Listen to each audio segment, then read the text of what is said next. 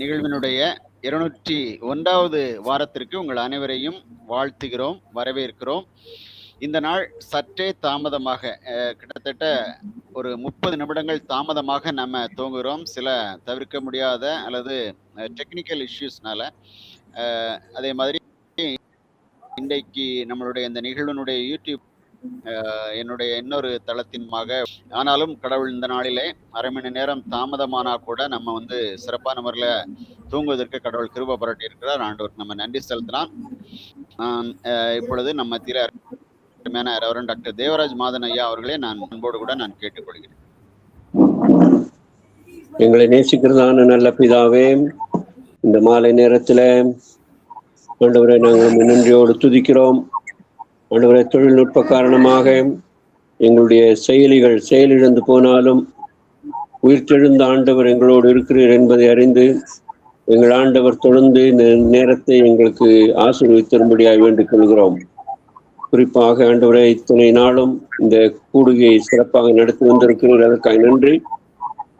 தொடர்ந்து இந்த நாளின் கூடுகை எனக்கும் எங்களுக்கும் ஆசீர்வாதமாக இருக்கட்டும். குறிப்பாக ஆண்டவரை இன்றைக்கு எங்களுக்கு முன்னோடியாக இருந்து நல்ல பல வேலைகளை செய்த தேவனுடைய மனிதன் ஆண்டவரை சாமுவேல் பவுல் ஐயர் அவர்களுக்காக நன்றி சொல்கிறோம். அவருடைய வாழ்க்கையை திரும்பமாக ஒரு முறை கூட நாங்கள் பின்னோக்கி பார்ப்பதற்கு எங்களுக்கு இன்றைக்கு உதவி செய்வதற்காக நன்றி. இந்த நாளின் ஆண்டவரை இந்த புத்தக பகிர்வை கொண்டு வருகிற உடைய அடியாருக்காக வேண்டிக் கொள்கிறோம். அவர் ஆயத்தம் செய்து வந்திருக்கிறார். நாங்கள் ஒன்றிட்டு கேட்க, அதன் மூலமாக அறியாத பல தகவல்களை அறிய எனக்கும் எங்களுக்கும் உதவி செய்ய வேண்டும். எங்களுக்கு நீர் மட்டும் பாராட்டின நன்மைகளுக்காக நன்றி. தொடர்ந்து உடைய கிருபைக்கு ஒப்புக் கொடுக்கிறோம். ஆசீர்வதியும் இயேசுவின் நாமத்தில் பிதாவே, ஆமென். ஆமென். மிக்க நன்றிங்க ஐயா, மிக்க நன்றி. இந்த நாளிலே தேங்க்யூ. இந்த நாளிலே நாம் ஏற்கனவே அறிந்திருக்கிறபடி ரெவரண்ட் சாமுவேல் பவுல் ஐயர் அப்படின்ற ஒரு மிக சிறப்பான ஒரு அருமையான ஒரு குருவானவர் அவர்களுடைய வாழ்க்கை வரலாற்றை குறித்து அறிய இருக்கிறோம். மிக குறிப்பாக சிஎஸ்ஐ தென்னிந்திய திருச்சபை திருநெல்வேலி திருமண்டலத்திலே 1900, அதாவது கிட்டத்தட்ட 120-130 ஆண்டுகளுக்கு முன்பதாக ஊழியம் செய்த ஒரு அருமையான ஒரு ஆயர். அவரை குறித்து 2 சிறப்புகள் சொல்லலாம். ஐயா வந்து புத்தக பகிர்வில் நமக்கு வந்து முழுமையுமா சொல்லுவாங்க. நான் வந்து துவங்கும் போதே இந்த நிகழ்வு ஒருவேளை துவங்கும் போது அவரை பற்றி ஒரு சின்ன அறிமுகம் கொடுக்கணும் அப்படின்னு சொன்னா, கடாட்சபுரம் அப்படின்ற ஒரு குருசேகரம் பாஸ்ட்ரேட் திருநெல்வேலி திருமண்டலத்தில் இருக்குது. அந்த கடாட்சபுரம் குருசேகரத்துல தான் தபசு உற்சவம் என்று சொல்லக்கூடிய ஒரு அருமையான விழா துவங்கப்பட்டது. அதாவது ஸ்தோத்திர பண்டிகை, அறுப்பின் பண்டிகை, இந்த மாதிரி பல பெயர்கள்ல அழைக்கப்படுகிற அந்த பண்டிகை வந்து தபசு உற்சவம் அப்படின்ற பெயர்ல நெல்லை மாவட்டத்துல அழைக்கப்படுகிறது. அதனை துவங்கிய அருமையான ஆயர். அது மட்டும் இல்லாம ஒரு 3 வாரங்களுக்கு முன்பதாக நம்மளுடைய குழுவுல பகிர்ந்த ஜென்னி வினோதாஸ்ரீ அவர்கள் பகிர்ந்த ஆத்துமனேஸ்வரின் அங்க முகத்துவம், அந்த புத்தகத்தையும் எழுதியவர் தான் இந்த ஆயர். ஸோ அவர்களுடைய வாழ்க்கை வரலாற்று புத்தகத்தை நம்ம மத்தியில் இன்றைக்கு ரெவரண்ட் ஆண்ட்ரூ ஐயா அவங்க வந்து பகிர்ந்தவளா இருக்கிறாங்க. இந்த நாளிலே இந்த நிகழ்விலே வந்திருக்கிற அருமையான ரெவரண்ட் டாக்டர் ஆண்ட்ரூ அவர்களை, ஆண்ட்ரூ கிறிஸ்டோபர் ஐயா அவர்களை நாங்கள் விசேஷமாக குழுவின் சார்பாக வரவேற்கிறோம். அவர்கள் தென்னிந்திய திருச்சபை திருநெல்வேலி திருமண்டலம் மற்றும் தூத்துக்குடி ஆசிரியர் திருமண்டலம் 2 திருமண்டலங்களிலும் பணியாற்றி தற்போது ஓய்வு பெற்று திருநெல்வேலி மாவட்டத்திலே அவர்கள் ஆண்டவருடைய நாமத்திற்கென்று மகிமையாக ஊழியம் செய்கிறார்கள். அவர்கள் அருமையான மனைவியும் பிள்ளைகளும் பேர பிள்ளைகளும் உண்டு. ஆண்டவருடைய நாமத்திற்கு மகிமையாக அநேக பேராயர்களோடு கூட இணைந்து அநேக திருச்சபைகளிலே ஆண்டவருடைய நாமத்திற்கு மகிமையாக ஊழியம் செய்திருக்கிறார்கள். இவன் இந்த ஆயர் பணி செய்த அந்த குரு சேகரத்திலும் கைலாசபுரம் இன்னும் பல சேகரங்களில் ஊழியர் செஞ்சிருக்கிறாங்க. ஸோ ஐயா அவர்கள் தான் நமக்கு இந்த நாளில் இந்த புத்தகத்தை நமக்கு அறிமுகப்படுத்த இருக்கிறார்கள். ஐயா அவர்களை மீண்டுமாக நாங்கள் வரவேற்கிறோம். அதே போல நம்மோடு கூட இந்த கருத்தாளர்களாக கலந்து கொண்டிருக்கக்கூடிய அருமையான அருள் சுவாமிநாதன் பிரதர், மிஷினரி வரலாற்று குழுவினுடைய ஒரு அருமையான ஒரு அம்பாசடர் பிரதர் அருள் சுவாமிநாதன் அவர்கள் சென்னையிலிருந்து கலந்திருக்காங்க. ஐயா அவர்களையும் விசேஷமாக வரவேற்கிறோம். அதே போல மீண்டும் சில வாரங்களுக்கு பின்பதாக இடைவெளி விட்டு நம்ம மத்தியில 3 பேனலிஸ்ட் ஜாயின் பண்ணியிருக்கிறாங்க. டாக்டர் தேவராஜ் மாதனையா கூடூர் நீலகிரி மலையிலிருந்து ஐயா அவர்களையும் நாங்கள் விசேஷமாக வரவேற்கிறோம். அதே போல ரெவரண்ட் டாக்டர் மேஷாக் ஐயா அவர்களையும் திருவள்ளூர் மாவட்டம் பாலவக்கம் என்கிற கிராமத்திலிருந்து இணைந்திருக்காங்க. ஐயா அவர்களையும் விசேஷமாக வரவேற்கிறோம். அதே போல நம்மளுடைய தமிழ் ஆசிரியர், நம்முடைய குழுவிலே 4 ஆண்டுகளாக பயணிக்கக்கூடிய அருமையான சகோதரி ஜென்னி வினோதாஸ்ரீ அம்மா அவர்களையும் விசேஷமாக வரவேற்கிறோம். இந்த நாளிலே அடுத்த 20 நிமிடங்கள் ஐயா அவர்களுக்கு முதல்ல 20 நிமிடங்கள், கடைசியில 5 முதல் 7 நிமிடங்கள் மொத்தம் நமக்கு அந்த மாதிரி நம்ம இன்னைக்கு நிகழ்வை நம்ம ஒழுங்கு செய்திருக்கிறோம். ஐயா அவர்கள் சுருக்கமாக, ஐயா கிட்ட நிறைய தகவல் இருக்கு. ஐயா ஒரு கருத்து பட்டக களஞ்சியம். அவங்க ஒரு நடமாடும் பல்கலைக்கழகம், புத்தக ஆசிரியர், 3 புத்தகம் எழுதியிருக்கிறாங்க. அது மட்டும் இல்லாம பல தகவல்களை தரக்கூடியவங்க. ஆண்ட்ரூ கிறிஸ்டோபரையாவை நான் தாழ்மையோடு கெஞ்சி கேட்டுக்கொள்ள வருவது முதல்ல 20 நிமிடம், அதனைத் தொடர்ந்து கருத்தாளர்கள் 3 முதல் 4 நிமிடங்களுக்குள்ள வழக்கமா கலந்து அவங்களுடைய கருத்துக்களை தருவாங்க. அதன் பின்பதாக நீங்கள் 5 நிமிடம் நீங்க எடுத்துக்கொள்ளலாங்க ஐயா. Over to reverend doctor Andrew கிறிஸ்டோபரையா.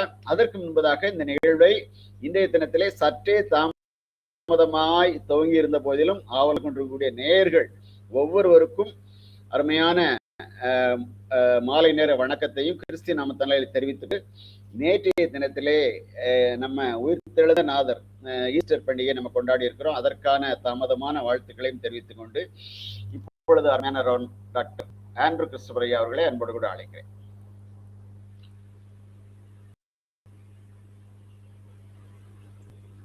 Mute எடுத்துக்கோங்க, கேட்கல ஐயா, உங்க குரல் கேட்கல.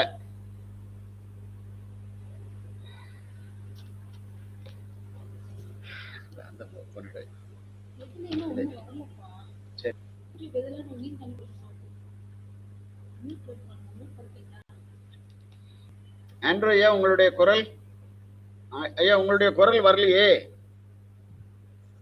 மியூட் எடுக்கல.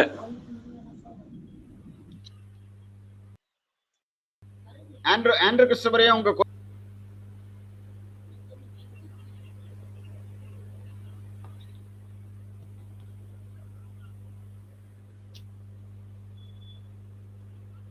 ஐயா நீங்க ஒரு முறை வெளியே போயிட்டு வாங்க ஐயா. ஏதோ some technical problem. we are unable to hear you. Maybe அந்த ஆடியோல 4 பட்டன் இருக்கும், அதுல ஏதாவது ஒன்று மாத்தி சூஸ் பண்ணா வராது. Okay.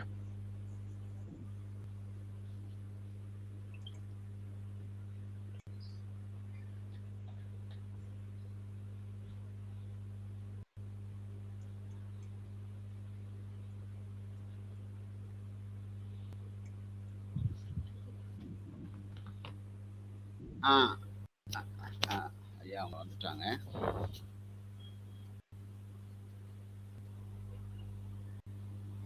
First prize Lord.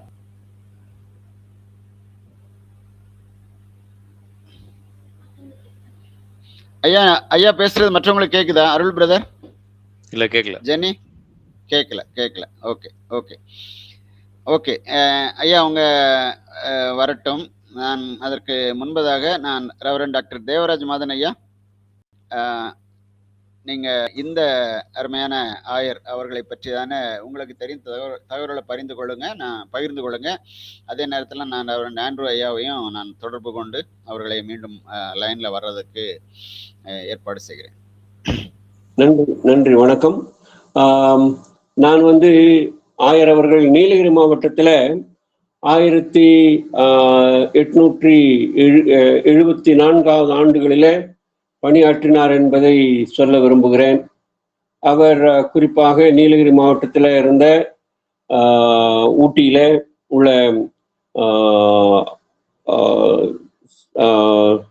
திருச்சபையில, CSI திருச்சபையில ஆயராக இருந்தார். அந்த அந்த அந்த ஆண்டில தான் அவர் 71வது ஆண்டிலே அவர் ஆயராக அருள்பொழிவு பெற்றார்.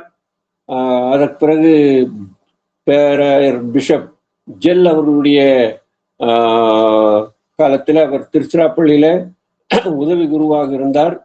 நீலகிரி மாவட்டத்தில் வந்தார். 84 முதல் நீலகிரி மாவட்டத்தில் அதிகமாய் பணி செய்தார். குறிப்பாக அவர் அந்த நாட்களில் சுற்று ஊழியம் செய்தார். அதுதான் முக்கியம். நீலகிரி அன்றைக்கு உதகை, குன்னூர், கோத்தகிரி என்று பிரிந்து பிரிந்து இருக்காமல் ஒரே குருசேகரமாக இருந்தது. அந்த வகையில நீலகிரியில அவர் 6 மாதம் உதகையில் இருப்பார், 6 மாதம் கூடலூர் பகுதியில் இருப்பார். விசேஷமாக கூடலூர்ல வயநாடு என்று சொல்லக்கூடிய இடங்களில அவர் பணியாற்றினார். விசேஷமாக கூடலூர் திருச்சபையில அவர் ஆயராக பணியாற்றினார் என்பதை நான் இங்கே குறிப்பிட விரும்புகிறேன். கிறிஸ்டோபர் ஐயா வந்துட்டாங்க, அதனால நான் நேரம் எடுக்க விரும்பல.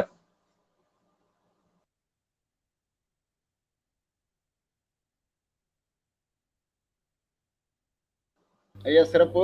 ஆண்ட்ரூ ஐயா, நீங்க இப்ப பேசி பாருங்க, அன்மியூட் பண்ணிட்டு. கேக்குதா? சூப்பர், கேக்குது. கேக்குது. Praise God. நிகழ்ச்சியின் அருமையான நெறியாளர், துணை நெறியாளர், கருத்துரையாளர்கள் அனைவரையும் வாழ்த்துகிறேன். உயிர்த்திருந்த ஆண்டவர் உயிரோடு இருக்கிறார் என்பது கராட்சியாக நான் உங்களோடு தொடர்பு கொள்ள முடியாத பாக்கியத்தை ஆண்டு தந்திருக்கிறார். அதிலும் குறிப்பாக இந்த வாய்ஸ் டிஸ்டர்பன்ஸ் மத்தியிலே ஆண்டவர் பேச முடியாத வாய்ப்பை தந்திருக்கிறார். எல்லா துதியும் கனமும் மகிமையும் ஆண்டவருக்கு உரித்தாக. இந்த நாளிலும் கூட கருத்துரையாளர்கள் சேர்ந்திருக்கிற அருமையான ரெவரண்ட் டாக்டர் மதன் அவர்கள் மிக அழகாக ஐயாவுடைய பணியை கடலூரிலே உதயமண்டலம் பகுதியிலே விதமாய் செய்தார்கள் என்பதை விளக்கினார்கள். அதை கேட்க முடியாத வாய்ப்பு கிடைத்தது. ஆண்டவர் ஸ்தோத்திரம். இப்பொழுது கூட இந்த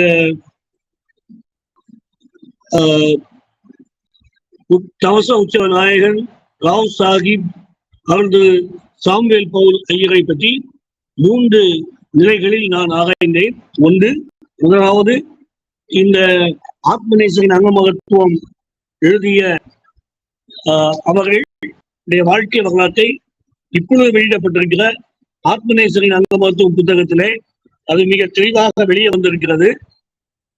அதை வெளியிட்ட P.A. ஜஸ்தாசன் மக்னாயின் கல்வி நிலையம் ஆண்டிப்பட்டி அவர்களுக்கு ஆண்டவராகிய இயேசுவின் நாமத்திலே வாழ்த்துக்களை தெரிவித்துக் கொள்கிறேன். இது பிரைமரி சோர்ஸாக நான் பயன்படுத்திய ஒரு புத்தகம். 2வதாக தவசோற்சவ நாயகன் என்ற சிவகாசியில் சாட்சியாவகத்திலிருந்து வெளியிடப்பட்ட இந்த 2வது புத்தகம். 3வது சோர்ஸாக நான் பயன்படுத்தியது அருமையான கூகுள் லிங்கில் இருந்து எடுக்கப்பட்ட இந்த செய்தித்தாள். ஆகவே இந்த 3 அடிப்படை இந்த 3 ரிசோர்ஸின் அடிப்படையில் உங்களோடு கூட இந்த சாமுவேல் பவுல் ஐயருடைய வாழ்க்கை வரலாற்றை பகிர்ந்து கொள்வதிலே மகிழ்ச்சி அடைகிறேன். இந்த தவசோற்சவ நாயகன் புத்தகம் 22/11/2020 அன்று அந்த சாட்சியாவகம் தவசோற்சவத்தின் 130வது ஆண்டு விழாவில் வெளியிடப்பட்ட ஒரு புத்தகம். அது 118 பக்கங்கள் உள்ளது. 21 பக்க வாழ்த்துறைகளோடு கூட அந்த புத்தகம் அமைந்திருக்கிறது. அதிலே 139 பக்கங்களாக இருக்கிறதை பார்க்கிறோம். இந்த புத்தகம் 28 அத்தியாயங்கள் கொண்டது. ஒவ்வொரு அத்தியாயத்தையும் சிந்திக்க வேண்டும் என்றால் நேரம் போதாது. ஆகவே சுருக்கமாக சில முக்கியமான குறிப்புகளை மட்டும் ஐயருடைய வாழ்க்கை வரலாற்றை மட்டும் உங்களோடு பகிர்ந்து கொள்ள விரும்புகிறேன். முதல் அத்தியாயமாக முகவுரையை அந்த காலத்தில் சாட்சியாவகத்தில் பணியாற்றிய G.P. ராஜா ஐயர் அவர்கள் எழுதியிருக்கிறார்கள். அவர்கள் இந்த சாமுவேல் பவுலுடைய வாழ்க்கையை பற்றியும் சாட்சியாவகத்தில் அவர் ஆரம்பித்த இந்த தவசோற்சவ பண்டிகை பற்றியும் மிக தெளிவாக எழுதி முகவுரை எழுதியிருக்கிறார்கள். 2வது அத்தியாயம் வடநிலை ஊழியத்தை பற்றி காணப்படுகிறது. இந்த அத்தியாயத்தில் தாமஸ் கஜட்டன் ராக்லாண்ட், சென் மெடோஸ் போன்ற 3 மேற்கத்திய மிஷனரிமாரும் வட திருநெல்வேலி பகுதியை எவ்விதமாய் முக்கியத்துவப்படுத்தி வட திருநெல்வேலியில் சிவகாசியை மையமாக கொண்டு சாட்சியாவகத்தை மையமாக கொண்டு எவ்விதமாய் பணியாற்றினார்கள் என்பதை குறிக்கிறது. 3வது அத்தியாயம் ரேனிய செய்யரை பற்றியது. ரேனிய செய்யர் தான் இந்த தென் பகுதியில் ஊழியம் ஆரம்பிப்பதற்கு, அதிலும் குறிப்பாக திருநெல்வேலியை மையமாக கொண்டு வட திருநெல்வேலி, தென் திருநெல்வேலி, கீழ் திருநெல்வேலி போன்ற பகுதியை எல்லாம் மையமாக கொண்டு எல்லா சபைகளிலும் ஆரம்பிப்பதற்கு மூல காரணமானவர் சார்ல்ஸ் சாப்லஸ் இவான்ஸ் ரேனிய செய்யர் ஆவார். ஆகவே அவருடைய வாழ்க்கையை பற்றியும் சில குறிப்புகள் எழுதப்பட்டிருக்கிறது. 4வது அத்தியாயத்தில் சாமுவேல் பவுலையருடைய தகப்பனார் தானியேல் பவுல் அவருடைய வாழ்க்கை வரலாற்றை எழுதியிருக்கிறார்கள். இந்த தானியேல் பவுலையர் அவர்கள் கருங்குலையை சேர்ந்தவர்கள். உதவி குருவாக 1856 ஆண்டில் சிறப்பாக இந்த வேநாயகம் சாமுவேல் அசரியாய் நாம் போற்றுகின்ற அவருடைய தகப்பனார் வேநாயகமையருடைய காலத்தில் குரு பட்டம் பெற்றவர்கள். உதவி குருவானவராக பட்டம் பெற்றவரோடு மட்டுமல்லாமல் 1859 ஆண்டில் அவர்கள் இந்த குருவானவர் பட்டத்தை பெற்று விஞ்ஞானமுகம் சாத்தாங்குளம் போன்ற பகுதியை பணி செய்தவர்கள். அந்த காலகட்டத்தில் பாட்டக்கரையில் அவர்கள் ஊழியம் செய்திருக்கிறார்கள். பாட்டக்கரையில் இருக்கும் போதுதான் இந்த சாமுவேல் பவுல் ஐயர் அவர்கள் பிறந்திருக்கிறார்கள். இவர்களுடைய பிறப்பு 15/6/1844 ஆண்டாகும்.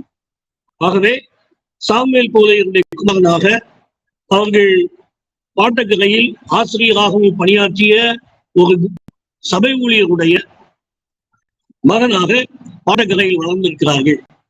பாட்டக்கரையில் வளரும் போது 4வது வகுப்பு வரைக்கும் அங்கே படித்திருக்கிறார். படிக்கும் போதே 7 வயதில் மோசையின் ஆகமங்களில் உள்ள வரலாற்று சம்பவங்களையும் மனப்பாடம் செய்திருக்கிறார். ஆண்டவர் இயேசு கிறிஸ்துவின் வாழ்க்கை மற்றும் அவருடைய அற்புதங்கள் அவருக்கு சொல்லிக் கொடுக்கப்பட்டிருக்கிறது. 1852 ஆண்டில் அவருடைய 8வது வயதில் விஞ்ஞானபகம் ஆண்கள் போர்டிங் பள்ளியில் தமிழ், ஆங்கிலம் ஆகியவைகளை கற்றவர். அவருடைய தகப்பனார் தானியேல் பவுல் ஐயர் அவர்கள் அருமையான ஜான் தாமஸ் ஐயர் அவர்களுக்கு மிக நெருங்கிய நண்பர். ஆகவே ஜான் தாமஸ் ஐயர் அவர்கள் மிக சிறப்பாக கற்றுக் கொடுத்ததின் விளைவாக சாமுவேல் பவுல் ஐயர் அவர்கள் மிக சிறந்த கல்விமானாக அவர்கள் விஞ்ஞானபகம் போர்டிங் ஸ்கூலில் பிறந்தார்கள். 1861 ஆண்டில் திருப்புகாண்டி கல்வி சாலையில் பாளையங்கோட்டையில் அமைந்திருந்த திருப்புகாண்டி கல்வி சாலையில் பேராயராக மாறிய சார்ஜன் என்ற ஒரு குருவானவரிடம் கல்வி கற்க ஆரம்பித்தார்கள். அப்படி அவர் கற்கும்போது ஒரு சபை ஊழியராக மட்டுமல்ல, ஒரு போதகராக உருவாவதற்கு ஏதுவான ஆங்கில, தமிழ் கல்விகளை மிக சிறப்பாக கற்று தேர்ந்தவர்கள். 1/5/1863 ஆண்டில் படிப்பை முடித்துவிட்டு வடநெல்லைக்கு மெடோஸ், பென், மெக்டனால் ஆகியோருடன் இவர்கள் அனுப்பப்பட்டார்கள். அப்பொழுது வடநெல்லை பணியை பற்றிய ஒரு வைராக்கியம் எழும்ப ஆரம்பித்தது. தெய்வபக்தி என்றால் என்ன, மெய் கிறிஸ்தவ கடவுளுடைய கடமைகள் என்ன என்பதை பற்றி தந்தையின் மூலமாகவும் தாயார் மூலமாகவும் கல்விக்கூடங்கள் மூலமாகவும் தெளிவாக சாமுவேல் பவுல் ஐயர் கற்றுக்கொண்டார். இந்த சாமுவேல் பவுல் ஐயருடைய குடும்பம் ஒரு பெரிய குடும்பம், தகப்பனாருடைய குடும்பம். 11 பிள்ளைகள், 5 பெண்கள். தாயார் ஜெபித்தார்கள் போராடி, ஆண்டவரே நீர் எனக்கு ஒரு ஆண்மகவை தருவீரானால் அவனுக்கு சாமுவேல் என்று பெயர் இருந்து 6வதாக பிறந்தவர் தான் சாமுவேல் பவுல் ஐயர். அதற்கு பின்பு 5 பிள்ளைகள். மிக பொறுப்புள்ள தாயாக தகப்பனாக தன்னுடைய 11 பிள்ளைகளையும் மிக சிறப்பாக வளர்த்தவர்கள். அந்த குடும்பத்தில் 5 மணிக்கு எழுந்து 6 மணிக்குள் குளித்தல் போன்ற காலை கடன்களை முடித்துவிட்டு 7 மணிக்கு காலை ஆராதனைக்கு செல்ல வேண்டும். அதற்கு முன்பு அவர்கள் ஆண்டவருடைய பிள்ளையாக வாழ்ந்து ஆண்டவருடைய பிள்ளையாக வளர்க்கப்பட்டு அதற்கு உற்ற துணையாக இருந்தது அவருடைய தகப்பனாகும் தாயாகும் என்று சொன்னால் அது மிகையாகாது. இந்த தானியேல் பவுல் சொல்லப்படுகின்ற சாமுவேல் பவுல் ஐயருடைய தகப்பனார் சத்தியநகரத்தில் குருவானவராக இருக்கும்போது அவர்கள் மிக சிறப்பாக பணியாற்றியவர்கள். அவருடைய செய்தியை கேட்ட ஜான் தாமஸ் ஐயர் அரிய கருத்துக்களை உடையவர், கேட்பவருடைய இதயத்தை பரவசப்படுத்துகிறவர், புதிய கருத்துக்களை சொல்லுகிறவர், உரத்த சொந்தம் கொண்டவர், தெளிவான பேச்சுள்ளவர் என்று மிக சிறப்பாக அவரை பாராட்டி இருக்கிறார்கள். இவ்விதமாக இந்த சாமுவேல் பவுல் ஐயருடைய தந்தையார் தானியேல் பவுல் ஐயரும் ஒரு சிறந்த வடநிலை பணியாளர். தாமஸ் கர்ஜன் வேர்லாண்டோடு இன்னும் பெண்ணோடு கூட ஆற்றியவர். அதுக்கு பின்பு சாமுவேல் பவுல் ஐயர் சென்னைக்கு போனார். காரணம் என்றால் சாமுவேல் பவுல் ஐயருடைய திறமையை பார்த்து அவரை சென்னைக்கு அனுப்பி வைத்தார். சென்னையில் அங்கே ஒரு மிக சிறப்பான கல்வியை WT சத்யநாராயண ஐயர் கையிலே அவர் பெற்றார். அந்த காலத்து சென்னை பயணம் என்பது திருநெல்வேலியிலிருந்து அங்கே செல்வது என்பது மிக கடினமான ஒரு பயணம். மாற்று வண்டியில் செல்ல வேண்டும். 4/1/1765 ஆண்டு புறப்பட்டவர் 28/1/1765 7 நாள் பயணம் முடிந்த பின்னால் சென்னை பட்டணம் சென்றார். இப்போ நமக்கு திருநெல்வேலியிலிருந்து அந்த புதுசா ட்ரெயின் வந்து 7 மணி நேரத்துக்கு போய் சேர்ந்துடலாம். வந்தே பாரத் ஐயா, அந்த காலத்தில் 7 நாட்கள் பயணம் செய்து சென்னை சென்றவர் சத்யநாராயண ஐயர் கையிலே சபை ஊழியராக ஒப்புவிக்கப்பட்டார், வளர்க்கப்பட்டார். அவருடைய உண்மை, ஊக்கமான உழைப்பு, CMS பள்ளியின் மேல் ஒரு விசாரணையாளராக இந்த சாமுவேல் பவுல் ஐயர் நியமிக்கப்பட்டு அந்த காலகட்டத்திலேயே ஒற்றைத்தாள் பொதிகளை எழுதி சுவிசேஷத்தை பரப்புவதற்கு தீவிரமாக உழைத்தவர். அந்த காலத்தில் இந்த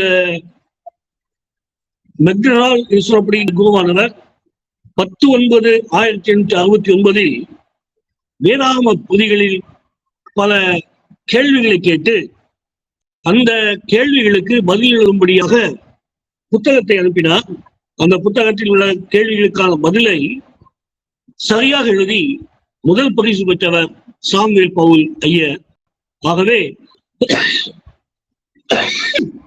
வேதாகமத்தில் ஒரு சார்ந்த அறிஞராக சாமுவேல் பவுல் ஐயர் சென்னையில் காணப்பட்டார் என்று சொன்னால் அதில் தவறில்லை. அவர் 10/7/1969 ஆண்டு இந்த பரிசை பெற்று 1871 ஆண்டில் மெக்டனால் ஐயரால் குரு பட்டத்துக்கு சிபாரிசு செய்யப்பட்டார். அப்பொழுது 2 மாதம் கழித்து அவருக்கு இந்த குரு பட்டத்துக்கான அனுமதி கிடைத்தது. அவருடைய திருமண வாழ்வை பொறுத்த மட்டில் பார்க்கும்போது குடும்பத்தில் முதல் ஆண்மகன், 6வது மகன். ஆகவே ஒரு நல்ல துணையாக கண்டுபிடித்து திருநெல்வேலி வந்து அந்த திருமணம் செய்து கொண்டு மீண்டுமாக அவர் சென்னை சென்றார். குடும்பமாக அவர் வாழும்போது குடும்பமாக அமர்ந்து உணவு சாப்பிடுதல், குடும்பமாக ஞான பாட்டு பாடுதல், புத்தகம் வாசிப்பது, வேத தியானம், குடும்ப ஜெபம் செய்வது, இரவில் அவர் எழுதிய தஞ்ச கீதம் என்னும் ஞான பாட்டை பாடுவது என்பதை வழக்கமாக அவர்கள் கொண்டிருந்தார்கள். இதனால் அவருடைய ஆழ்ந்த அறிவு, ஆண்டவர் மேல் உள்ள பற்று நிமித்தமாக 11/10/1874 ஆண்டில் திருச்சியில் உள்ள SPG ஆலயம் சொல்ல வேண்டுமானால் இப்பொழுது ஆல் செயின்ஸ் சர்ச் என்று அழைக்கப்படுகின்ற சகல பகவானின் ஆலயத்தில் உதவி குரு பட்டம் அவர் ஜெல் அத்தியட்சர் அவர்களால் பெற்றார். 1874 ஆண்டு முதல் 1883 ஆண்டு வரை உதகமண்டலத்தில் உள்ள தமிழ் சபையில் அவர் குருவானவராக நியமிக்கப்பட்டார். அங்கே பணியாற்றிய போதுதான் வயநாட்டில் புதிய சபை ஆரம்பிக்கப்பட்டது. நெடுவட்டம், கூடலூர், தேவல்லா ஆகிய இடங்களில் சபை ஊழியர்களை நியமித்து சபைகளை சந்தித்து செய்தி கொடுத்து உற்சாகப்படுத்தி வந்தார் என்று நாம் பார்க்கிறோம். அவருடைய ஊழியம் உதகமண்டலத்தில் 3 பகுதியாக பிரிக்கலாம்.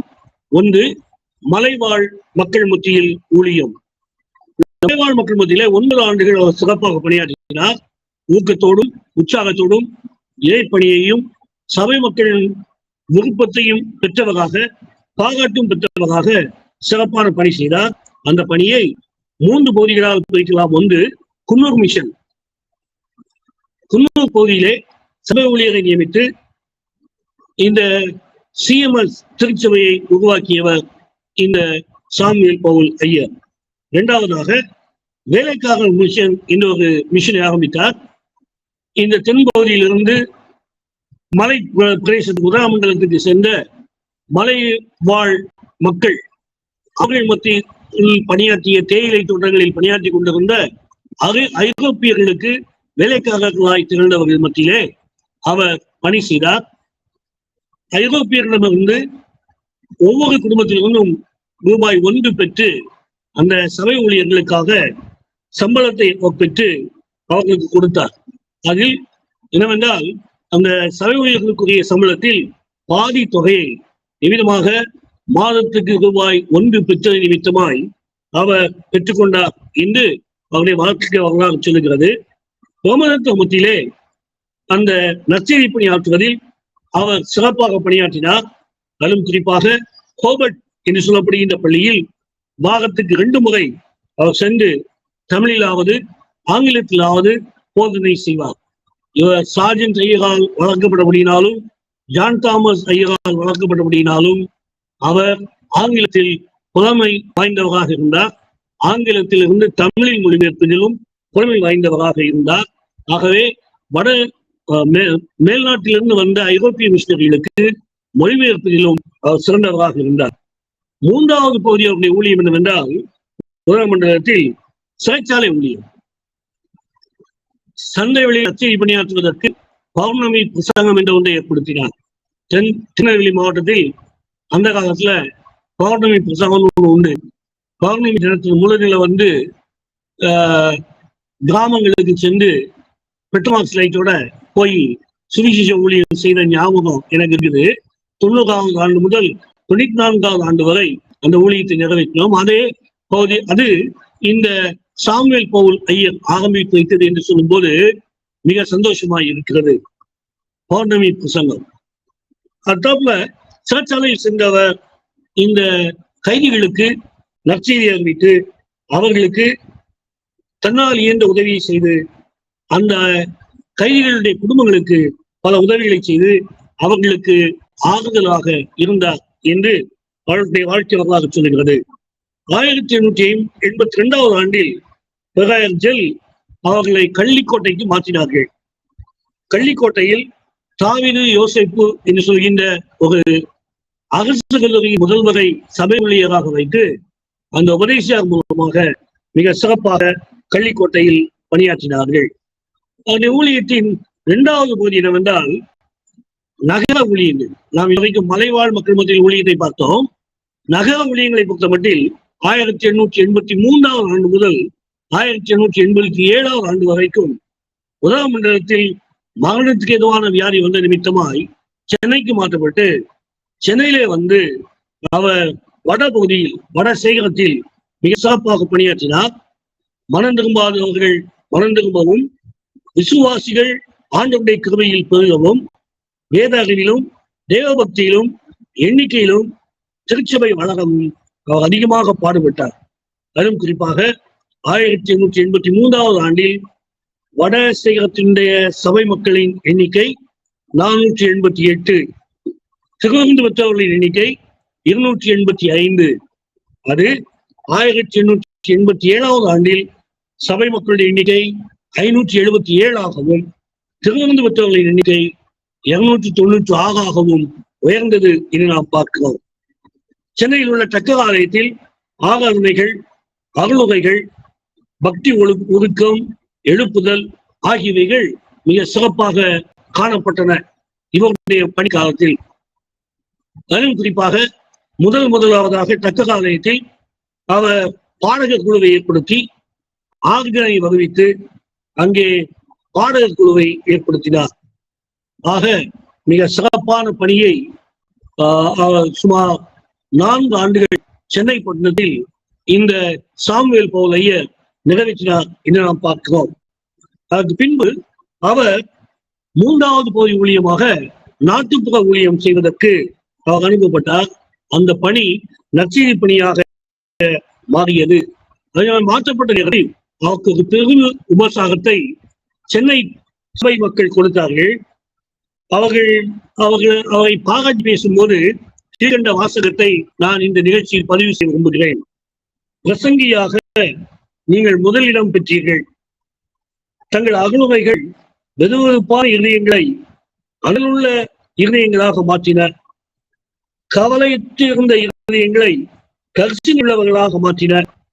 சபையாக பேரில் உங்களுக்கு இருந்த அன்பினாலும் பாசத்தினாலும் துன்பப்படுகிறவர்களுக்கு நீங்கள் காட்டின ஒழுக்கத்தினாலும் எங்கள் மனதை கவர்ந்தீர்கள் என்ற வாசகத்தை இந்த சாமுவேல் போல் ஐயர்களுக்கு அந்த சென்னை வாழ் மக்கள் பகிர்ந்து கொண்டார்கள் என்று நாம் பார்க்கிறோம்.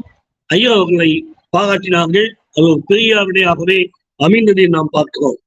18/11/1887 முதல் வடநிலையில் அவர் பணி செய்தார். அந்த காலகட்டத்தை மட்டும் நாம் பார்க்கும்போது வடநிலை பணி மெடோஸ் இந்தியாவை விட்டு இங்கிலாந்துக்கு திரும்பின காலம்.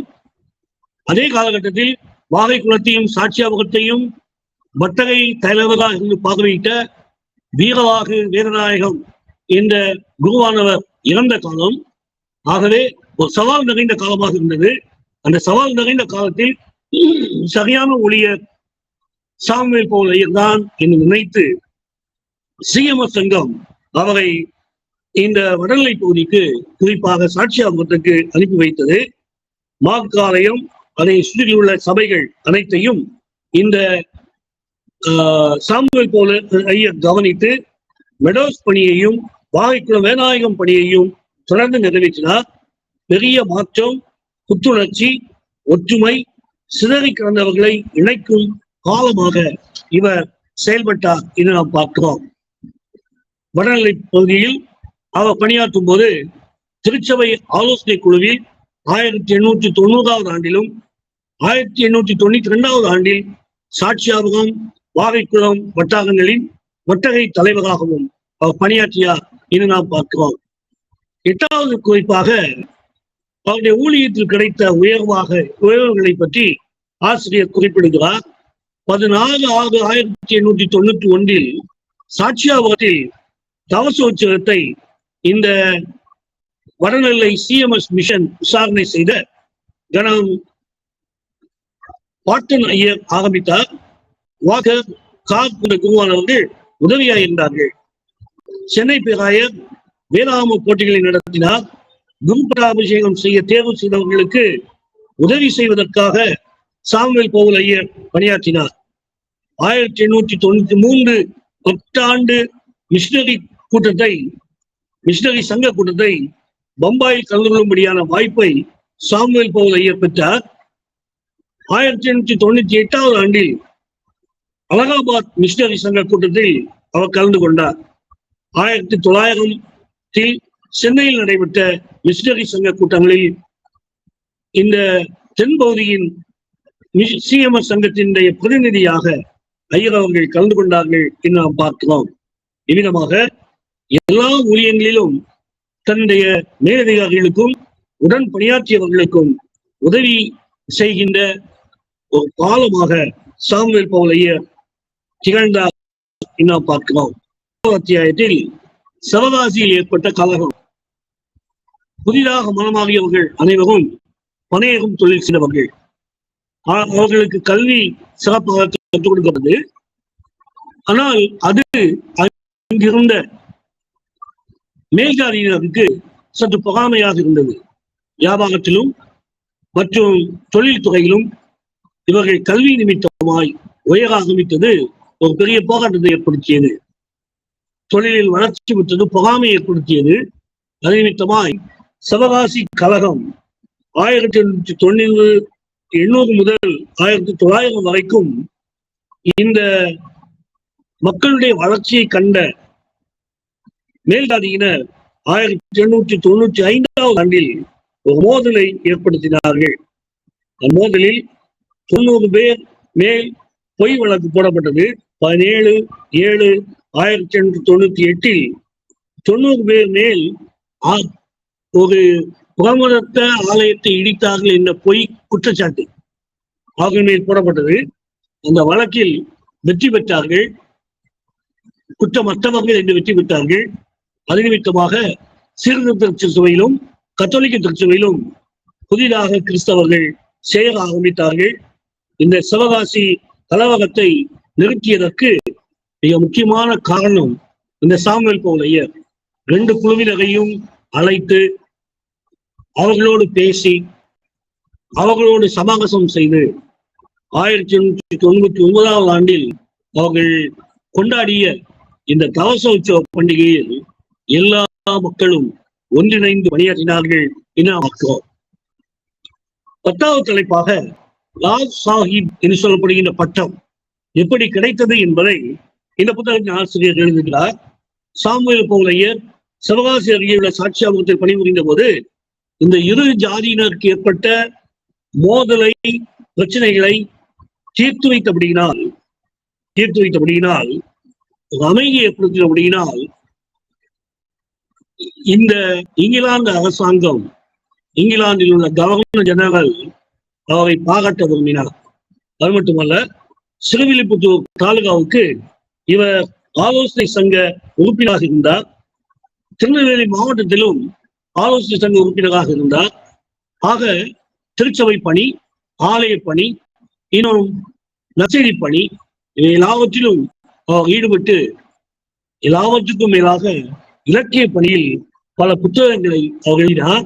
அதிலும் குறிப்பாக முதல் சிறுகதையாக அவர் எழுதிய புத்தகம் கதை தலைப்பாகை, சரிகை தலைப்பாகை என்ற ஒரு கதையாகும். அது நற்போதகத்தில் திருநெல்வேலி திருமணத்தினுடைய இன்றும் மாதாந்திர பத்திரிகையாக இருக்கின்ற அந்த புத்தகத்தில் 1877 ஆண்டில் வெளியிடப்பட்டது. அதுதான் தமிழ் எழுதப்பட்ட முதல் சிறுகதை என்று வித்வான் ஆகஸ்ட் அவர்கள் தன்னுடைய ஆய்வில் எழுதுகிறார்கள். அத்தனையாக சிறுகதை எழுதுவதிலும் அவர் சிறந்தவர். ஆகவே 1890 ஆண்டில் அவர் இந்த நற்போதகம் பத்திரிகைக்கு ஆசிரியராக நியமிக்கப்பட்டார். 1894 ஆண்டில் 4/4/1894 சென்னை பேராயருடைய சாப்ளனாக உதவி குருவாக பணியாற்றினார். அதற்கு பின்பு திருநெல்வேலி பேராயர் மோலி அவர்களுடைய சாப்ளனாகவும் திகழ்ந்தார்.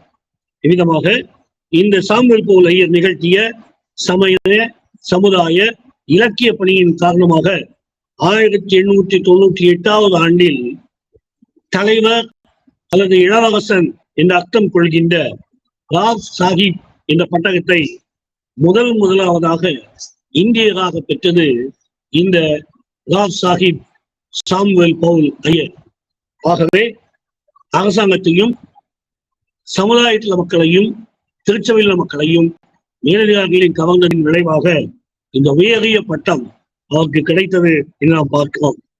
அவருடைய அருமைகளை பொறுத்தமட்டில் நாம் பார்க்கும்போது நான் ஏற்கனவே சொன்னது போல மிக சத்தத்தோடு பேசக்கூடியவர், ஆழ்ந்த கருத்துக்களை சொல்லக்கூடியவர், மிக சிறப்பாக வேதாகமத்தை வெளிக்கொணரக்கூடியவர், எளிய நடைமுறையில் சிறந்த தமிழில் எல்லாரோடும் பேசக்கூடியவர். அவர் எல்லாவற்றுக்கும் மேலாக கிறிஸ்தவ குணம், நடத்தை, வாயின் வார்த்தை இவைகள் சரியாக இருந்தால் நாம் ஆண்டவரிடமிருந்து நன்மை பெறலாம் என்ற கருத்தை வலியுறுத்தி பிரசங்கித்தவர் அவர். ஆகவே செய்திகள் வழங்குவதிலும் அருளுகைகள் வழங்குவதிலும் அவர் மிக சிறந்த ஒரு போதகராக திகழ்ந்தார். அவருடைய படைப்புகளை பொறுத்த மட்டும் நாம் பார்க்கும்போது அவர் 1875 ஆண்டு முதல் 98 ஆண்டு வரைக்கும் அவர் தானாக எழுதிய நூல்கள் 18. ஒவ்வொரு தலைப்பையும் வாசிக்கின்ற நேரம் போதாது. 1873 முதல் 1899 வரைக்கும் மொழிபெயர்த்த நூல்கள் 26. 1867 முதல் 1900 வரைக்கும் அவர் எழுதிய சிறுநூல்கள் 22, மொழிபெயர்த்த சிறுநூல்கள் 99, எழுதிய முற்றைத்தாள் பிரதிகள் 27, மகமுதியரை பற்றிய நூல்கள் 8, தியான நூல்கள் 6. வாசிக்க விரும்புகிறேன்.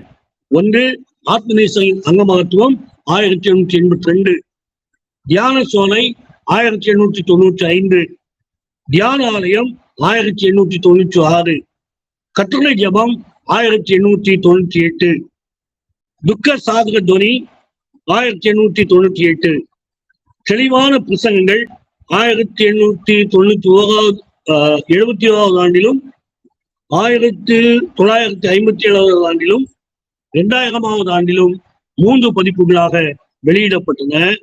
இதிலே ஆத்மநேசரின் அங்கமகத்துவத்தை பற்றி நாம் கடந்த 2 நேரலைகளுக்கு முன்பதாக நாம் அதை பகிர்ந்து கொண்டோம். மிக சிறப்பான புத்தகம். இன்னும் கூட திருநெல்வேலி திருச்சபையில் பயன்படுத்தப்படுகின்ற ஒரு புத்தகம். அதுவும் குறிப்பாக அவர் எழுதிய மொழிபெயர்த்த மோட்ச பிரயாண புத்தகம் வேதாந்தத்துக்கு அடுத்தாற் போல் கிறிஸ்தவர்கள் மத்தியில் அதிகமாக பயன்படுத்தப்பட்ட ஒரு புத்தகம். இன்னைக்கு மறந்துவிட்ட ஒரு புத்தகம். நினைவூட்ட விரும்புகிறேன். ஒரு கிறிஸ்தவனுடைய வாழ்க்கை பயணம் எப்படி இஸ்ரேல் மக்களுடைய வாழ்க்கை பயணம் எகிப்தின் அடிமையிலிருந்து விடுதலையாகி பாலும் தேனும் ஓடுகிற கானான் நேராய் சென்றதோ, அதே போல ஒரு கிறிஸ்தவனுடைய வாழ்க்கை பயணம் உலகமாகிய வனாந்தரத்திலிருந்து பாலும் தேனும் ஓடுகிற கானான் நேராய் பரம கானான் நேராய் வழிநடத்துகின்ற வாழ்க்கை போன்றது என்பதை பாரடைஸ் லாஸ்ட் என்ற புத்தகத்திலும் பில்கிரிம்ஸ் ப்ராக்ரஸ் என்ற புத்தகத்திலே மிக ஜான் பனியன் எழுதிய அதே புத்தகத்தை இவர் மொழிபெயர்த்தார். அதை ரட்சணிய யாத்திரிகம் என்ற புத்தகமாக H.A. கிருஷ்ணபிள்ளை அவர்கள் வெளியிட்டார்கள், கவிதையாக வெளியிட்டார்கள். அதில் ஒரு கவிதா சத்தாய் நிஷ்களமாய் என்ற ஒரு பாடல். இவ்விதமாக இலக்கிய பணியில் மிக சிறப்பாக பணியாற்றியவர். இந்த ஆத்மேஸ்வரத்தை பற்றி நான் கடைசியில திரும்ப வாய்ப்பு கிடைக்கும் போது நான் பேசுகிறேன். சாமுவேல் பையனுடைய மறைவு மிக பெரிய இழப்பு. குறிப்பாக உதராமண்டலத்துக்கு இழப்பு, சென்னைக்கு இழப்பு, சாட்சியாபகத்துக்கு இழப்பு. இவர் முன்பதாக செய்த மற்றொரு முக்கியமான காட்சியை நான் சொல்ல விரும்புகிறேன். என்னவென்றால், இந்த தாசு உற்சவத்தை எதிர்மாக ஆரம்பித்தார். வட பகுதி வறண்ட பகுதி என்று சொல்வார்கள். இயற்கை ரீதியாக வறண்டது. காரணம் என்றால் மானாவாரியை சார்ந்த மழை பெய்தால் மட்டும் தண்ணி, அப்படிப்பட்ட ஒரு பகுதி. எந்த விதமான இந்த 2026 கூட வாய்க்கால் பாசனம் இல்லாத பகுதி வடநிலை பகுதி. எங்க இருந்து ஆரம்பிக்கலாம், எப்போதும் சிவகிரியிலிருந்து ஆரம்பிச்சு, சிவகிரிபுத்தூர்லேருந்து ஆரம்பிச்சு வடக்க நாகலாபுரம் வரைக்கும் போகுது. சரியா? அதுக்கப்புறம் இந்த தெண்டை பார்த்தீங்கன்னா புளியங்குடியிலிருந்து ஆரம்பிச்சு வேம்பாக்கம் வரைக்கும் போகுது. அந்த பகுதியை போல வறண்ட பகுதி இன்னும் கூட எதுவும் கிடையாது. இன்னைக்கும் வாய்க்கால் பாசனம் அந்த பகுதி கிடையாது. அப்படிப்பட்ட பகுதி ஆவித்திரி வாழ்க்கையிலும் வறண்ட பகுதியாக இருந்தது, வருமானத்திலும் வறண்ட பகுதியாக இருந்தது. அந்த பகுதியை செழிப்பாக்குவதற்காக அந்த காலகட்டத்துல வருடாந்திர கூட்டம் ஒன்று ஏற்படுத்தாங்க. 1860ஆம் ஆண்டில் அந்த வருடாந்திர கூட்டம் ஒரே ஒரு நாள் மட்டும் நடக்கும். அதற்கு மாற்றாக 1891ஆம் ஆண்டு முதல் இந்த கௌசோச்ச பண்டிகை ஆரம்பிக்கப்பட்டது. அதை ஆரம்பித்து வைத்தவர் கார் சாஹிப் சாமுவேல் போல் ஐயர். எதற்காக என்றால், இந்த வருடாந்திர கூட்டம் ஏதோ சாதாரண தோற்ற பண்டிகையாக இருந்தது, ஆண்டு நன்றி செலுத்தும் கூட்டமாக இருந்தது. ஆனால் அறுப்பின் விளைவுகளை படைக்க வேண்டும் என்பதை நினைப்பூட்டி, லேவியராகமத்தை நிலைப்பூட்டி, நிமித்தமாக கூடாக பண்டிகை போன்ற பண்டிகை ஆரம்பித்தவர் இந்த ராவ் சாஹிப் சாமுவேல் பவுல் ஐயர். அப்போ 3 நாள் கூட்டமாக நடக்கும். முதல் நாள் ஆயத்தகான கொடியேற்றம், 2ஆம் நாள் திருமுழுக்கு, 3ஆவது நாள் திருவிருந்து, 3ஆவது நாளின் மதியத்தில் சிறப்பாக நடைபெறுவது இந்த ஸ்தோத்திர பண்டிகை என்று சொல்லப்படுகின்ற அறுப்பின் பண்டிகை. இந்த அறுப்பின் பண்டிகையின் போது ஒவ்வொரு குடும்ப கிராமத்திலிருந்தும் கூட்டம் கூட்டமாக வந்து மாட்டு வண்டி கட்டி இந்த சாட்சியாவகத்தில் தங்கி கூடாகம் போட்டு அவர்கள் தங்கி இருந்து அங்கே அவர்கள் அந்த பண்டிகை கொண்டாடுவார்கள். ஒவ்வொரு கிராமத்திலும் விளைந்த எள், காணம், தோகம் பருப்பு, அரிசி, நெல், ஆடு, மாடு, பழ வகைகள், வீட்டுல இதெல்லாம் விளையுதோ அதெல்லாம் கொண்டு வந்து குடும்பமாக காணிக்கையாக படைப்பார்கள். அது நிமித்தமாய் வடநெல்லை திருச்சபை தன்னை பெறக்கூடிய அளவுக்கு, தன்னையே தாங்கிக் கொள்ளக்கூடிய அளவுக்கு மேற்கத்திய நாடுகளை சாராமல் இந்த சாட்சியாபகம் பகுதியே ஒரு தன்னிறை பெற்ற பகுதியாக மாறுவதற்கு வழிவகுத்தவர் இந்த சாமுவேல் பவுல் ஐயர்.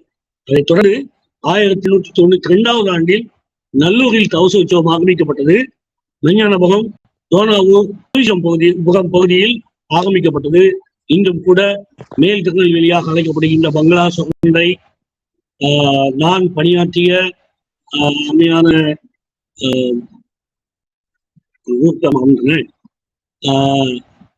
2 நிமிஷம் எடுத்துக்காங்க. இன்னும் ஒரு 2 நிமிஷம் எடுத்துக்காங்க. அதுக்கப்புறம் நீங்க எண்டுல ஆட் பண்ணிக்கலாம். அந்த பகுதியிலெல்லாம் இந்த பணியை ஆரம்பித்தவர், கவச பணியை ஆரம்பித்தவர் இந்த சாமுவேல் பவுல் ஐயர் அநிமித்தமாக வருமானம் பெற்று இந்திய திருச்சபை வளர்ந்தது என்று சொன்னால் தவறில்லை. இன்னும் குறிப்பாக நாம் சொல்லும்போது சாமுவேல் பவுலுடைய மரணத்தை பற்றி நான் சொல்ல விரும்புகிறேன்.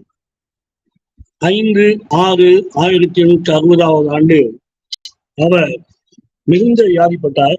மன்னிக்கவும்,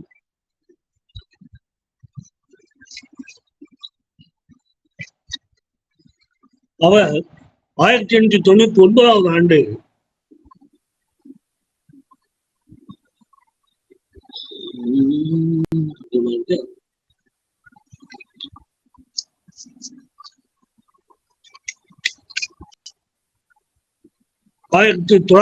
4/3/1900 காய்ச்சல் வந்தது.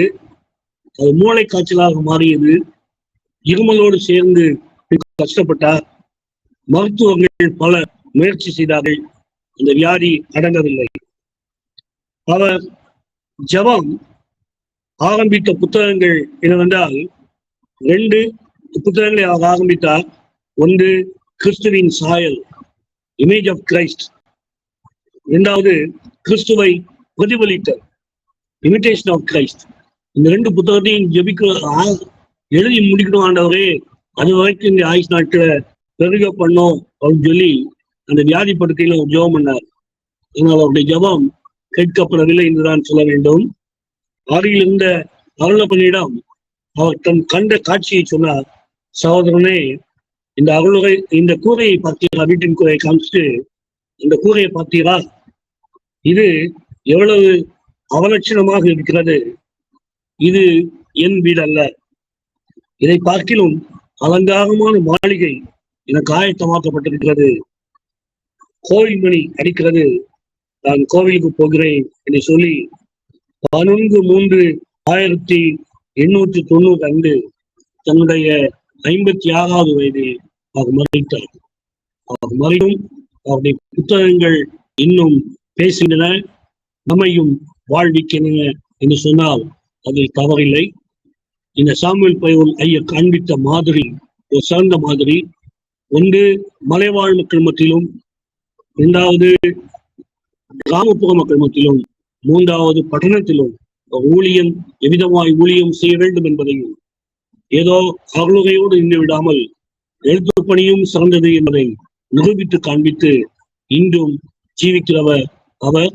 உயிர்த்திருந்த ஆண்டவரோடு அவரும் நம்மோடு விசுவாசிகளின் ஐக்கியத்தில் இந்த நிகழ்ச்சியில் கலந்து கொண்டிருக்கிறார். நம்பிக்கை நமக்கு உண்டு. அவரை நாம் போற்றுகின்றோம், வாழ்த்துகின்றோம், வணங்கல. ஆனால் அவருடைய பணியை பின்பற்ற அர்ப்பணிக்கிறோம். நன்றி. Praise God. ஒரு அற்புதமான ஒரு படைப்பு, ஒரு அத்தாரிட்டியோட படைச்சிங்க. அதுதான் இன்னைக்கோட ஹைலைட்டு. உங்கள்ட்ட ரொம்ப பிடிச்ச ஒரு விஷயம் என்ன அப்படின்னா, என்ன தடங்கள் வந்தாலும் உங்களை டிஸ்டர்ப் பண்ணவே முடியாது. இது இன்னைக்கு இல்லை, நாங்கள் இதுக்கு முன்னாடி சில நிகழ்ச்சிகளையுமே பார்த்துருக்கோம். நாங்கள் அந்த அந்த ஒரு அத்தாரிட்டியோட நீங்க ப்ரெசென்ட் பண்றீங்க. இதுல என்ன ஒரு அருமையான ஒரு ஹைலைட் அப்படின்னாக்கா, ஏற்கனவே இந்த பவுல் ஐயர் வந்து நிறைய புஸ்தகங்கள் எழுதியிருக்கிறாரு. சாமுவேல் பையர் அவர்களும் நிறைய புஸ்தகம் எழுதியிருக்கிறாரு. இதை வந்து நிறைய நண்பர்கள் எழுத சொன்னதாக அந்த ஆத்தர் சொல்லி, டேனியல் அவரும் வந்து என்ன பண்ணியிருக்கிறாரு, ஏற்கனவே நிறைய புஸ்தகங்களை எழுதின ஒரு ஆத்தரை குறித்து ஒரு ஆத்தர் எழுதுறாரு. நீங்களும் 2-3 புஸ்தகம் எழுதியிருக்கிறதாக இவரு பிரதர் ஜெசிமாலான் அறிமுகப்படுத்தினாங்க. அப்ப எல்லாரும் ஒருவருக்கு ஒருவர் எவ்வளவு அழகா நீங்க காம்பன்சேட் பண்ணிக்கிறீங்கன்றத பார்க்க முடியாது. It's good compliment between each other. ரொம்ப அருமையா பண்ணீங்க, பாராட்ட வேண்டிய ஒரு விஷயம். ஆனா லேட்டா ஆரம்பிச்சாலும் ரொம்ப அழகா தெளிவா நீங்க கொண்டு போனீங்க. இந்த நிகழ்ச்சி சற்றும் தொய்வில்லாம நீங்க எடுத்துட்டு போனீங்க. அதுதான் பாராட்ட வேண்டிய ஒரு விஷயம்.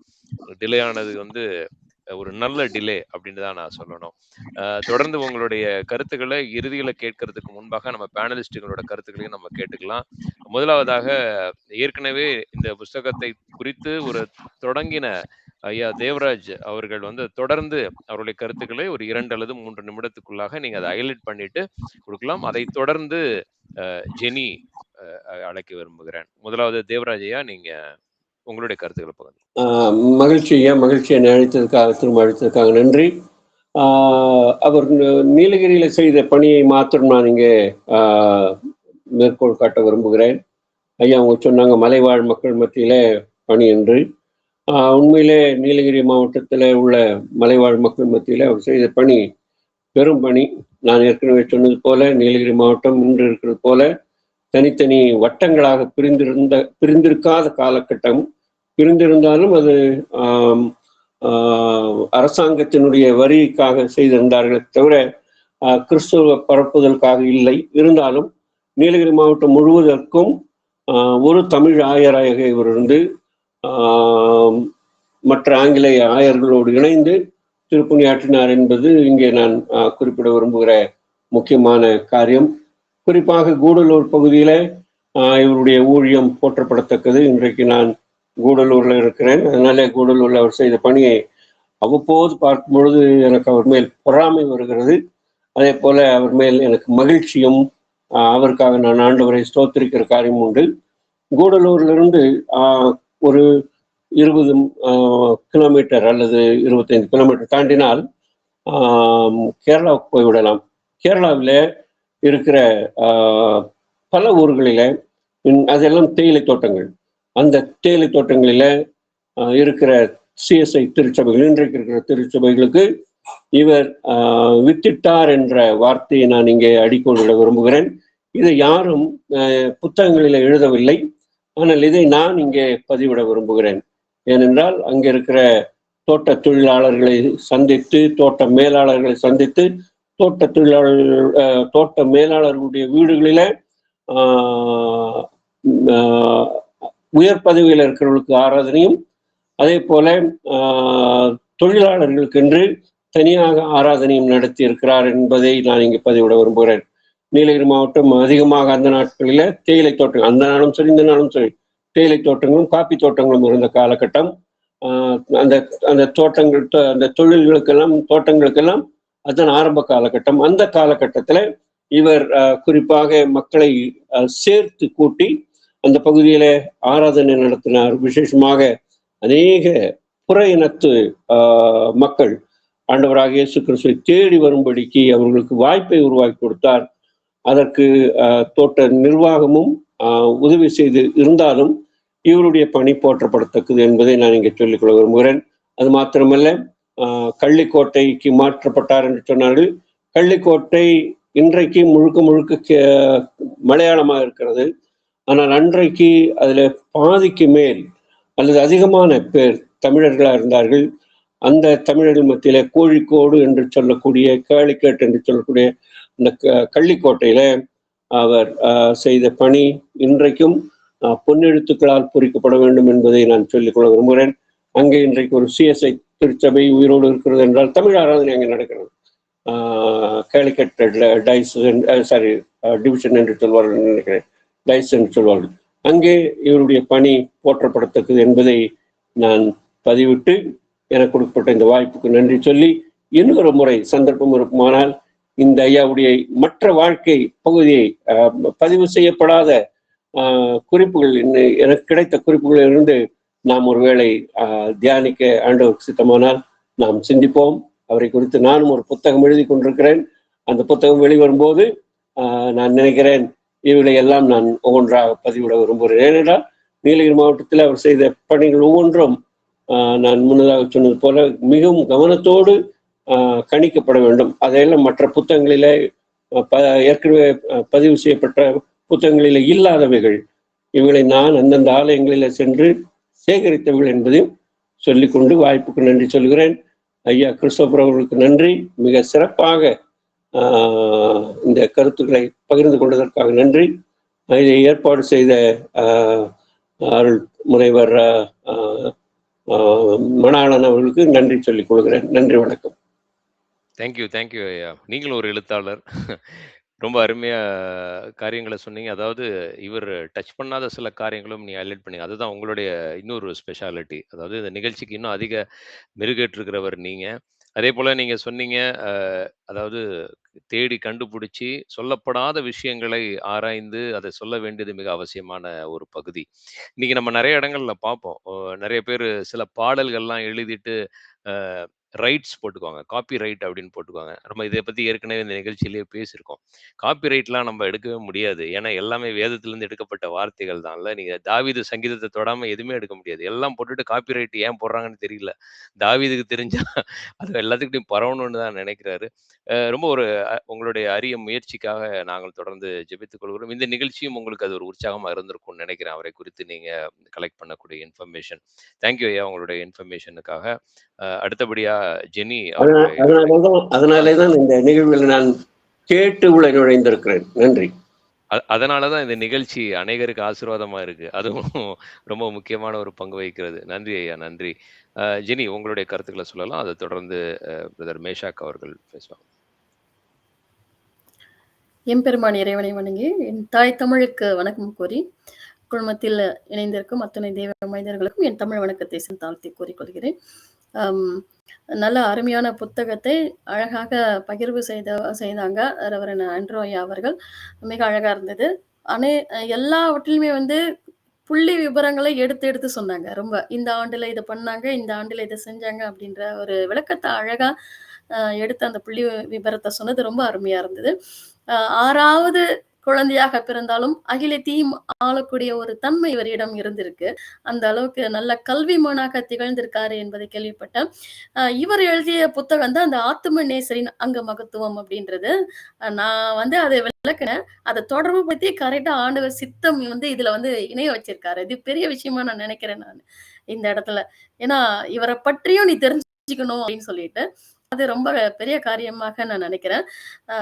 ஏன்னா இவர் இப்படி பறந்திருந்தாலும் இவர் நிறைய வந்து கல்விமானாக சிறந்திருக்கிறார். அது மட்டும் இல்லாம ஒரு தேவாலயம் எப்படி இருக்கணும்னு சொல்லிட்டு இவர் தான் வந்து ஒழுங்குபடுத்தியிருக்கார் அப்படின்றதையும் சொன்னாங்க அழகா. அந்த பக்தி ஒழுக்கம் எப்படி இருக்கணும் அதெல்லாம் சொல்லி கொடுத்திருக்காங்க. இவர் வந்ததுக்கு அப்புறம் தான் தேவாலயத்துல இந்த பாடகர் குழு அப்படின்றது எந்த அளவுக்கு ஒருங்கிணைக்க முடியும் அப்படின்றதையும் கற்றுக் கொடுத்திருக்காங்க. குறிப்பா சொல்லணும்னா மக்கள் வந்து நிறைய ஆத்துமாக்களை சம்பாதித்தவர்னு சொல்லலாம். அந்த சென்னை வாழ் இடத்துல இவர் வந்து அத்தனை ஆத்துமாக்களை வந்து அந்த இடத்துல கொண்டு வந்திருக்காரு.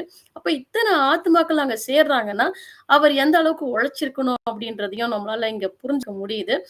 சாதாரணமா எல்லாரையும் வந்து ஒரு திருச்சபையில அங்கங்களாக வர முடியாது. ஒரு திருச்சபையின் பங்கு கொண்டு வர முடியாது. அப்ப அவங்களுக்குள்ள அவங்க மனதால அவங்க முதல்ல அதை எடுத்துக்கணும், நேசிக்கணும். அதுக்கப்புறம் தான் உள்ள வர முடியும். அந்த ஒரு விஷயத்துல இவர் வந்து ஆழமா நிறைய காரியங்கள செஞ்சிருக்காரு. இத்தனை வேலைகள் மத்தியிலும் புத்தகங்கள் எழுதியிருக்காரு. அது ஒரு ரொம்ப பெரிய ஒரு சிறப்பான ஒரு காரியமா நான் பார்க்கிறேன். அப்போ இவர் வாழ்ந்த காலத்துல மக்கள் வந்து நல்லா படிப்பாளியாக இருந்திருக்காங்க. அதுவும் என்னால உணர முடிஞ்சது. ஏன்னா இன்றைக்கெல்லாம் வந்து புத்தக வாசிப்பாளர்கள் அப்படின்றப்போ கொஞ்சம் எண்ணி தான் சொல்ல முடியும். இவங்க படிப்பாங்க, இவங்க படிப்பாங்கன்னு. அப்ப அன்னைக்கு நிறைய மக்கள் இருந்திருக்கிறனால தான் இவர் அந்த எழுதக்கூடிய ஆர்வத்திலயும் சிறந்து விளங்கியிருக்காரு. நிறைய புத்தகங்கள் போட்டிருக்காரு. அந்த புள்ளி விவரத்தையும் அழகா சொன்னாங்க. மொழிபெயர்ப்பு எத்தனை பண்ணியிருக்காங்க. ஒரு தாள்ல மட்டும் பிரதி எத்தனை குடுத்திருக்காங்க. சுயமாக சிந்தித்த சில விஷயங்கள வந்து எப்படி எடுத்து மக்களுக்கு சொல்லியிருக்காங்க அப்படின்ற காரியங்கள்லாம் அப்போ எவ்வளோ சிறந்த ஒரு சிந்தனையாளரா இருந்திருக்காரு. என்ன வேலைகள் இருந்தாலும் இந்த எழுத்தாளத்திலும் முக்கியத்துவம் கொடுத்து தன்னுடைய சிந்தனையும் மக்கள் புரிந்து கொள்ள வேண்டும்.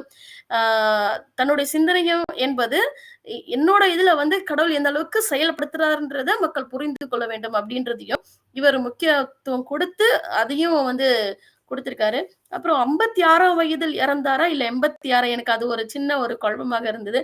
ஏன்னா இத்தனை புத்தகங்கள் எழுதியிருக்காரு, இவ்வளவு பெரிய விஷயங்கள் பண்ணியிருக்காரு.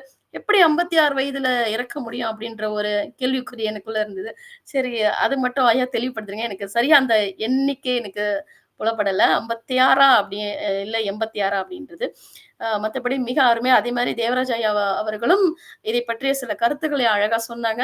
இன்னும் கண்டிப்பா இவரை பற்றி தெரிந்து கொள்ள வேண்டியது நிறைய இருக்குன்னு நான் நினைக்கிறேன். அப்படி வரும்பொழுது நானும் இணைய நேர்ந்தால் கண்டிப்பாக இணைந்து இன்னும் நிறைய காரியங்களை பகிர்வோம், பேசுவோம். வாய்ப்பு கொடுத்ததுக்கு நன்றி. கர்த்தருக்கே மகிமை உண்டாவதாக.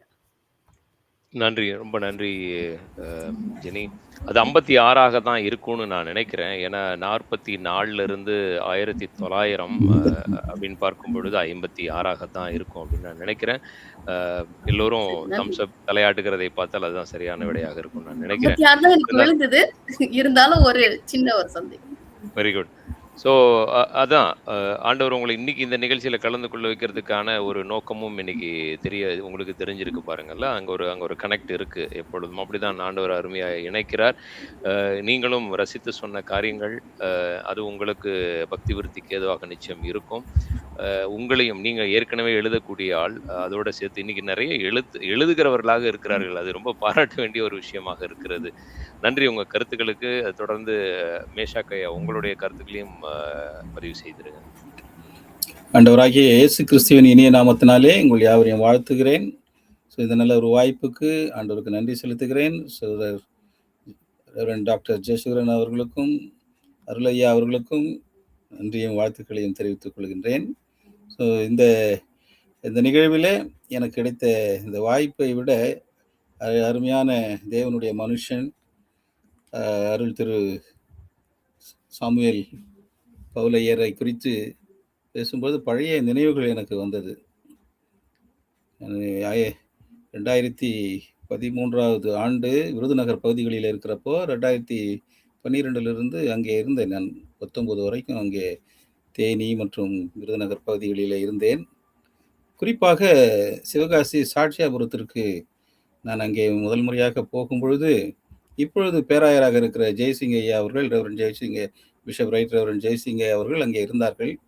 அவர்களோடு கூட எல்லாம் பேசிட்டு இருக்கிறப்ப தான் அங்கே ராக்லேண்ட் மிஷினரி ஐயானுடைய கல்லறையை பார்க்க போனோம். அங்கே பார்த்தேன். அப்போது அதில் திரு சாமுவேல் பவுலையரை குறித்து அங்கே நாங்கள் தியானிக்கும்படியான ஒரு சந்தர்ப்பம் கிடைத்தது. குறிப்பாக நான் அங்கு விருதுநகர் மாவட்டத்தினுடைய சைல்டு இன்ஸ்பெக்ஷன் கமிட்டி 5 நபர் கொண்ட கமிட்டியில் நானும் ஒரு மெம்பராக கலெக்டர் அவர்கள் நியமித்திருந்தார்கள். ஆகவே நாங்கள் திடீர்னு சர்ப்ரைஸாக விடுதிகளை போய் பார்ப்போம், ஃபேக்ட்ரிங்களெல்லாம் போய் பார்ப்போம். அப்போது பார்த்த ஒரு விடுதி சாட்சியாபுரத்தில் இருக்கிற சிஎஸ்ஐ ஒரு விடுதியை பரிசோதனை செய்வதற்காக போனோம். அங்கே எல்லா வசதிகளும் இருக்குதான்னு சொல்லிட்டு அங்கே போய் பார்க்குறப்போ அங்கே இருந்த பிள்ளைகள் அதிகமாக எஸ்சி பிள்ளைகள் நிறைய பேர் இருந்தார்கள், அங்கே தங்கி படித்திருந்தார்கள். அப்போ தான் நான் ஜாதி பாகுபாடு அதிகமாக இருந்தது. ஐயரவர்கள் 56 ஆண்டு காலம் இருந்தாங்க. சாட்சியாபுரத்தில் தலைமை போதகராக இருந்திருக்காங்க. அப்பொழுது அவர் இந்த ஜாதி பிரச்சனையை, ஜாதி பாகுபாடை களைவதற்காக அதிகமாக உழைத்திருக்கிறார். எவ்வளோ உழைச்சிருக்கிறார். அதனால தான் அவருக்கு இந்த ராவ் சாஹிப் பட்டத்தையே பிரிட்டிஷ் அரசாங்கமே கொடுத்துருக்குது. அந்த பட்டத்தை குறிப்பாக ஜாதி கலவரங்களிலே அமைதியை ஏற்படுவதற்காக இவர் எடுத்த முயற்சிகள், ஜாதியினால நசுங்கி போயிருந்த அந்த பிள்ளைகளுக்கு கல்வி கொடுப்பதற்காக எடுத்த முயற்சிகள், இந்த சமூக பணிகள் இவற்றின் நிமித்தமாகத்தான் அவருக்கு ராவ் சாஹிப் பட்டத்தையே பிரிட்டிஷ் அரசாங்கம் அவருக்கு கொடுத்திருக்கிறது. அது பெரிய எனக்கு அப்போதெல்லாம் கேட்குறப்ப எனக்கு ரொம்ப மகிழ்ச்சியாக இருந்தது அவருடையது. ஸோ அந்த சிஎஸ்சி ஹாஸ்டலினுடைய அந்த இதுவே கேன்சல் பண்ணணும், இன்ஃப்ராஸ்ட்ரக்சர் சரி கிடையாது, அங்கே சுவிசேஷம் பிள்ளைகளுக்கு சொல்கிறாங்க, இப்படியெல்லாம் ஒரு சில இதில் டேட்டாஸ் கலெக்ட் பண்ணாங்க. என்னை வச்சே கேட்க சொன்னாங்க. அங்கே பிள்ளைங்களாண்ட இயேசு கிறிஸ்துவை பற்றி சொல்கிறாங்களா கேளுங்க நீங்கள் அப்படின்னு. நான் கிறிஸ்தவன் தெரிஞ்சோம். அப்போ தான் நான் அவர்களுக்கு என் கூட வந்த joint director for health services இது போல் ஆட்களுக்கெல்லாம் சொன்னேன். இந்த மிஷினரிகள் அவங்க கட்டின இடங்க இதெல்லாம் ஏழை மக்கள், தலித் மக்கள் இந்த இடத்துல படித்து வளர்ந்து கட்டின மக்கள். ஒரு இயேசு கிறிஸ்துவை அவர்கள் ஏற்றுக்கொண்டதுனால்தான் இங்கே ஒரு புரட்சியை பண்ணுவதற்காக அங்கே அர்ப்பணித்து வந்தவங்க. இதை காரணம் கொட்டி இதனுடைய கேன்சல் பண்ணணும், மூடணும் ஹாஸ்டல்னு சொல்லி நினைக்கிறீங்களே, இந்த பிள்ளைங்க எங்கே போகும்? இதை விட பெரிதான பிரச்சனைகள் நிறைய இடத்துல இருக்குது. கம் லெட்ஸ் கோ தேர் அப்படின்னு சொல்லிட்டு ஒரே வார்த்தையில், இல்லைன்னா எனக்கு இந்த மெம்பர்ஷிப்பே தேவையில்லை, கலெக்டர் கிட்டே சொல்லிடுறேன் நான். ஏன்னா டார்கெட்டாக வந்தாங்க. டார்கெட்டாக கிறிஸ்டியன் இன்ஸ்டிடியூஷன்ஸை ஒழிக்கணும் அப்படிங்கிறதுக்காக வந்தவர்கள் பெரும்பகுதியினர். ஸோ இது அப்போது அந்த இடத்துல அந்த பகுதிகளில் இவருடைய பணி மகத்தான பணிகளாக இருந்தது. தலைமை ஆயராக அங்க இருந்து நிறைய பணி செஞ்சிருக்காரு. ஏறக்குறைய 42 புத்தகத்துக்கு மேல எழுதியிருக்கிறாரு. நிறைய மொழிபெயர்ப்பு நூல்கள், குறிப்பாக அந்த மோட்ச பிரயாணம் அதை தமிழ்ல டிரான்ஸ்லேட் பண்ணி கொடுத்துருக்காரு பாருங்களேன். ஸோ அவர் தமிழ் மீது இருந்த ஒரு பற்று அதுதான் நமக்கு குறிப்பாக சொல்லணும். 56 ஆண்டு காலம் தான் வாழ்ந்தாரு. மாபெரும் புரட்சியை தமிழகத்தில் செய்திருக்கின்றார். 4 ஆண்டு காலம் சென்னையிலையும் கூட இந்த குடிசை பகுதி வாழ் மக்களுக்காக நிறைய பொது சேவைகள் செய்திருக்கிறார். மலைவாழ் மக்களுக்கு 9 ஆண்டு காலம் அவர் உதகையில பணியாற்றும் பொழுதும் அங்கு மலைவாழ் மக்களுக்கு சுவிசேஷத்தை சொல்வதை விட சமூக பணி அதிகமாக செய்திருக்கிறார். அவர் சுவிசேஷ பணி சந்தைகளில போய் செஞ்சிருக்கார். அவர் சுவிசேஷத்தை சந்தைகளில போயிட்டு அந்த ஏழை ஜனங்களுக்கு ஏற்ற மொழியிலே, கலோக்கியல் லாங்குவேஜிலேயே அவர் சுவிசேஷத்தை சொல்லியிருக்கின்றார். ஸோ இப்படியாக நல்ல ஒரு இசைக்கருவிகளை வாசிப்பதிலும் நிபுணத்துவம் பெற்றவர். நிறைய பேரை ஒன்னா சேர்த்து மாபெரும் எழுச்சி. என் மீட்பர் உயிரோடு இருக்கையிலே எனக்கு என்ன குறை உண்டு, இந்த பாடல் எழுதினவர் அவர்தான் என்று சொல்கிறார்கள். ஸோ இப்படி பாடல்கள் மூலமாக எழுச்சியை உண்டாக்கினவர் அந்த காலகட்டங்களிலே. ஸோ இப்படியாக மாபெரும் அர்ப்பணிப்பான ஒரு ஊழியத்தை அவர் செய்திருக்கின்றார். இவரால் இம்ப்ரெஸ் ஆன கல்விமான்கள் அதிகம். பாமர மக்களை விட கல்விமான்கள் கூட நிறைய பேர் இவருடைய மொழித்திறன், எழுத்துத்திறன், இவருடைய பேச்சும் திறன், பாடும் திறன், இசைக்கருவிகளை இயக்கும் திறன், எல்லாத்தையும் அப்பவே அவர் நிபுணராக இருந்து அவர் அழகாக இது பண்ணியிருக்கார். ஆகவே பசுமையான நினைவுகள் இன்றைக்கு எனக்கு இந்த ஒரு பொக்கிஷமாகிய சாமுவேல் பவுல் ஐயரே இன்னைக்கு நிறைய பேருக்கு தெரியல. நாம் ஏதோ இறையல் கல்வியில இருந்து ஆர்வத்தினால அங்கங்க சமூக பணியில் இருந்ததுனால ஆண்டவர் கிருபாய் நாங்களும் அறிந்து கொள்வதற்கு அப்பவே எங்களுக்கு ஒரு வாய்ப்பை கொடுத்தார். நிச்சயம் இந்த ஊடகத்தின் மட்டுமல்ல, இதை கேட்கிறவர்கள் அனைவரும் இவரை குறித்து மற்றவர்களுக்கும் அறிவிக்க வேண்டும். வாய்ப்புக்கு நன்றி. ரொம்ப அருமை. உங்களுடைய மலரும் நினைவுகளை குறித்து நீங்க சொன்னீங்க. ஆக்சுவலா 2 நாளைக்கு முன்னாடி நான் அந்த செய்தியை கேள்விப்பட்டேன். 2019ல அந்த காலகட்டத்துல வந்து டிடெக்ஷன் சென்டர் அப்படின்னு சொல்லிட்டு ஒன்ன வந்து அறிமுகப்படுத்தியிருக்காங்க போல. அது எதற்காக என்றால் சில குரூப்பை வந்து முடிவு கட்டுறதுக்காக அது ஆரம்பிக்கப்பட்டதுன்னு நான் கேள்விப்பட்டேன். எல்லாத்தையும் வெளிப்படையா சொல்ல முடியவில்லை. ஆனா அதை வந்து செயல்படுத்தணும்னு நினைக்கிற அந்த காலகட்டத்துல ஆண்டவர் கொரோனாவை அனுப்புறாரு. அப்படிதான் அதோட அந்த திட்டம் வந்து அப்படியே ஸ்டாப் ஆயிடுச்சாம். இல்ல அப்படின்னா முடிவு கட்டியிருப்பார்கள் அப்படின்னு சொல்லப்படுகிறது. அதாவது நீங்க சொல்றதை போல எந்த அளவுக்கு நீங்களே போய் விசாரிச்சு இதை சொல்லித் தராங்களான்னு. இன்னைக்கு அதை விட மோசமான காலகட்டத்துல இருக்கிறோம். இதை நம்ம கடந்த வாரமும் சொன்னோம். இயேசுவே ஆண்டவர் என்று சொல்வதற்கும் இயேசுவும் ஆண்டவர் என்று சொல்வதற்கும் வித்தியாசப்படுத்தி காட்ட விரும்புகிறார்கள். நீங்க இதை சொல்லாம அதை சொன்னீங்க அப்படின்னா உங்களுக்கு ஜெயில் தான்ற சூழ்நிலைகள் இருக்கக்கூடியதை பார்க்க முடிகிறது. இயேசுவுக்காக வாழ இப்படிப்பட்ட நிகழ்ச்சிகள் ஆசீர்வாதமாக நிச்சயமா இருக்கணும். மறந்து போனவர்களை நினைவுபடுத்துகிற ஒரு அற்புதமான நிகழ்ச்சி. அதை நீங்களும் நினைவுபடுத்துனீங்க. அவர் எவ்வளவு மகத்துவமான ஊழியங்களை செய்திருக்கார் என்பதையும் பார்க்க முடிகிறது. எதை சொல்லணும்னு சொல்ல வரீங்களா? ஆமா ஐயா, ரெவரண்ட் ஆண்ட்ரூ ஐயா, கிறிஸ்டபர் ஐயா ஸ்டாட்டிஸ்டிக்ஸா ஒவ்வொன்றத்தையும் எடுத்து அழகா தெளிவா இது பண்ணாருங்க. ரொம்ப ரொம்ப மகிழ்ச்சியாக இருந்தது. எந்த அளவுக்கு எத்தனை புத்தகங்களை ரெஃபர் பண்ணியிருந்தார் பாத்தீங்களா? ஒவ்வொரு புத்தகங்களையும் காட்டி அவருடைய ஆவல் ரொம்ப சிறப்பாக இருந்தது ஐயா. God bless you. ஜெனியும் அந்த ஸ்டாட்டிஸ்டிக்கலை பத்தி அப்ரிஷியேட் பண்ணியிருந்தாங்க. அவர் கொடுத்தது நானும் அந்த புஸ்தகத்துல பார்த்தேன். நிறைய காரியங்கள் போடப்பட்டிருந்தது. நான் என் கருத்துக்களை சொல்வதற்கு முன்பாக சகோதரர் ஜெசுரனுக்கு ஒரு வாய்ப்பை கொடுத்து பார்ப்போம். நீங்க உங்களுடைய கருத்துக்களை பகிர்ந்து கொள்ளலாம். நன்றி. ஆக்சுவலா நான் 2 டேஸா ரொம்ப லாங் டிராவல், அது மட்டும் இல்லாம ஒரு முக்கியமான ஒரு திருமணம் என்னுடைய குடும்பத்துல. ஸோ அதனுடைய இதில் தான் வந்து அப்போ தான் ஒரு 10-15 மினிட்ஸ் முன்னாடி தான் ரீச்டு.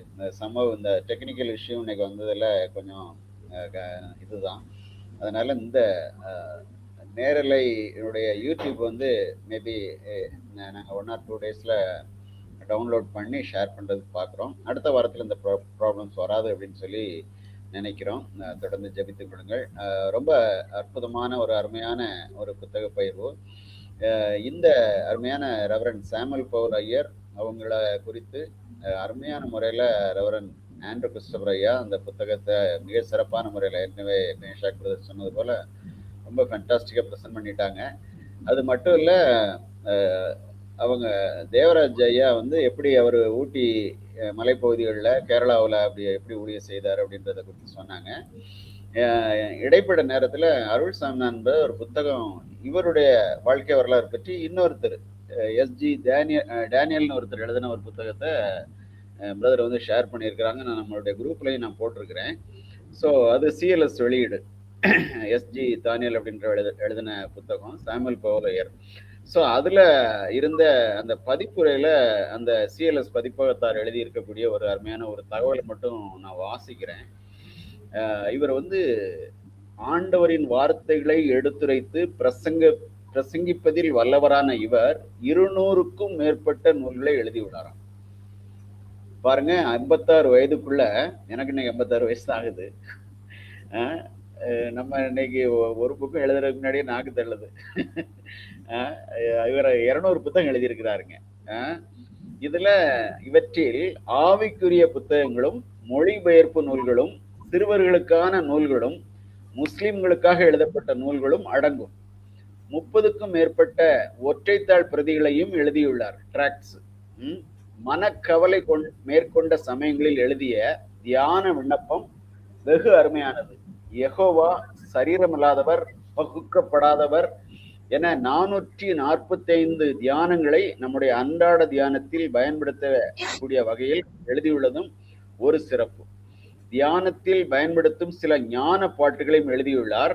இப்போ அடுத்த முக்கியமாக 2 லைன் வாசிக்க விரும்புகிறேன். ஏன்னா பிரதர் மேஷாக் அவங்க சொன்ன கருத்தும் இந்த கருத்தும் கொஞ்சம் மாறுபட்ட கருத்தா இருக்கிறதுனால இந்த வரியை வாசிக்க விரும்புகிறேன். கிறிஸ்தவ இலக்கியத்தின் பல்வேறு துறைகளில் தம்முடைய தனி ஆற்றலை வெளிப்படுத்திய ஐயருக்கு அக்கால ஆங்கில பேரரசு ராவ் சாஹிப்பின் பட்டத்தை வழங்கியது அப்படின்னு சொல்லிட்டு இந்த பதிப்புரை எழுதிய பதிப்பகத்தார் ஸ்வீட்லின் பிரபாரன் அப்படின்ற அம்மா 1999 எழுதின சிஎல்எஸ் உடைய தமிழ் பதிப்பாசிரியர் வந்து அப்படி எழுதியிருக்கிறாங்க. ஒருவேளை நம்ம ரெவரண்ட் ஆண்ட்ரூ கிறிஸ்டோபர் ஐயா கடைசியில் சொல்லும்போது இந்த இதில் எழுதுறதுக்கும் அந்த தகவலுக்கும் உள்ள சரி பார்த்து சொல்ல முடியாது கேட்டுக்கொள்கிறேன். ஆனால் அவங்க சொன்னது போல அவர் செய்த பணிகள், அவர் சாதாரண வெறும் கவிஞர் மட்டும் இல்லை, ஒரு ஆயர் மட்டும் இல்லை, ஒரு மிகச்சிறப்பான ஒரு சமூக பணியாளர், சமூக அருட்பணியாளர். Is a societal missionary. So நம்ம இன்னைக்கு கிறிஸ்தவங்களா இருக்கிற யாரா இருந்தாலும், ஒரு சராசரி விசுவாசியா இருந்தாலும் சரி அல்லது முழு நேர ஊழியரா இருந்தாலும் சரி, நம்ம எந்த அளவுக்கு சமூகத்தின் மேல் ஈர்ப்புள்ளவர்களாய், சமூகத்தின் மேல் பிடிப்புள்ளவர்களாய், சமூகத்திற்கான கருத்துக்களை விதைக்கிறவர்களாய் இருக்கிறோம். இந்த அருமையான ஆயர் சிறப்பான முறையில் பணி செஞ்சிருக்கிறாரு. நம்மளுடைய வாழ்க்கையில இவரை போல நம்மளும் வாழ்வதற்கு இவர் ஒரு நல்ல ஒரு முன்மாதிரி அப்படின்ற தகவல் மட்டும் சொல்லிவிட்டு என்னை அழைத்தமைக்கு நன்றி தெரிவித்து விடைபெறுகிறேன். நன்றி, வணக்கம். நன்றி. உங்களோட டயர்ட்னஸ் தெரியுது. நல்லவேளை இன்னைக்கு ஆண்ட்ரூ கிறிஸ்டோபர் ஐயா ப்ரெசென்ட் பண்ணாங்க. அவரு அந்த ஒரு அத்தாரிட்டியோட பண்ணலை அப்படின்னா அது இன்னும் தொய்ந்து போயிருப்போம். உங்களுடைய டயர்ட்னஸ் புரியுது, பிசிக்கல். பட் மாம்சம் அப்படிதான் இருக்கும்ல. பட் ஆவி உற்சாகமாக தான் இருக்கும் என்பதுல எந்த விதமான ஐயமும் இல்லை.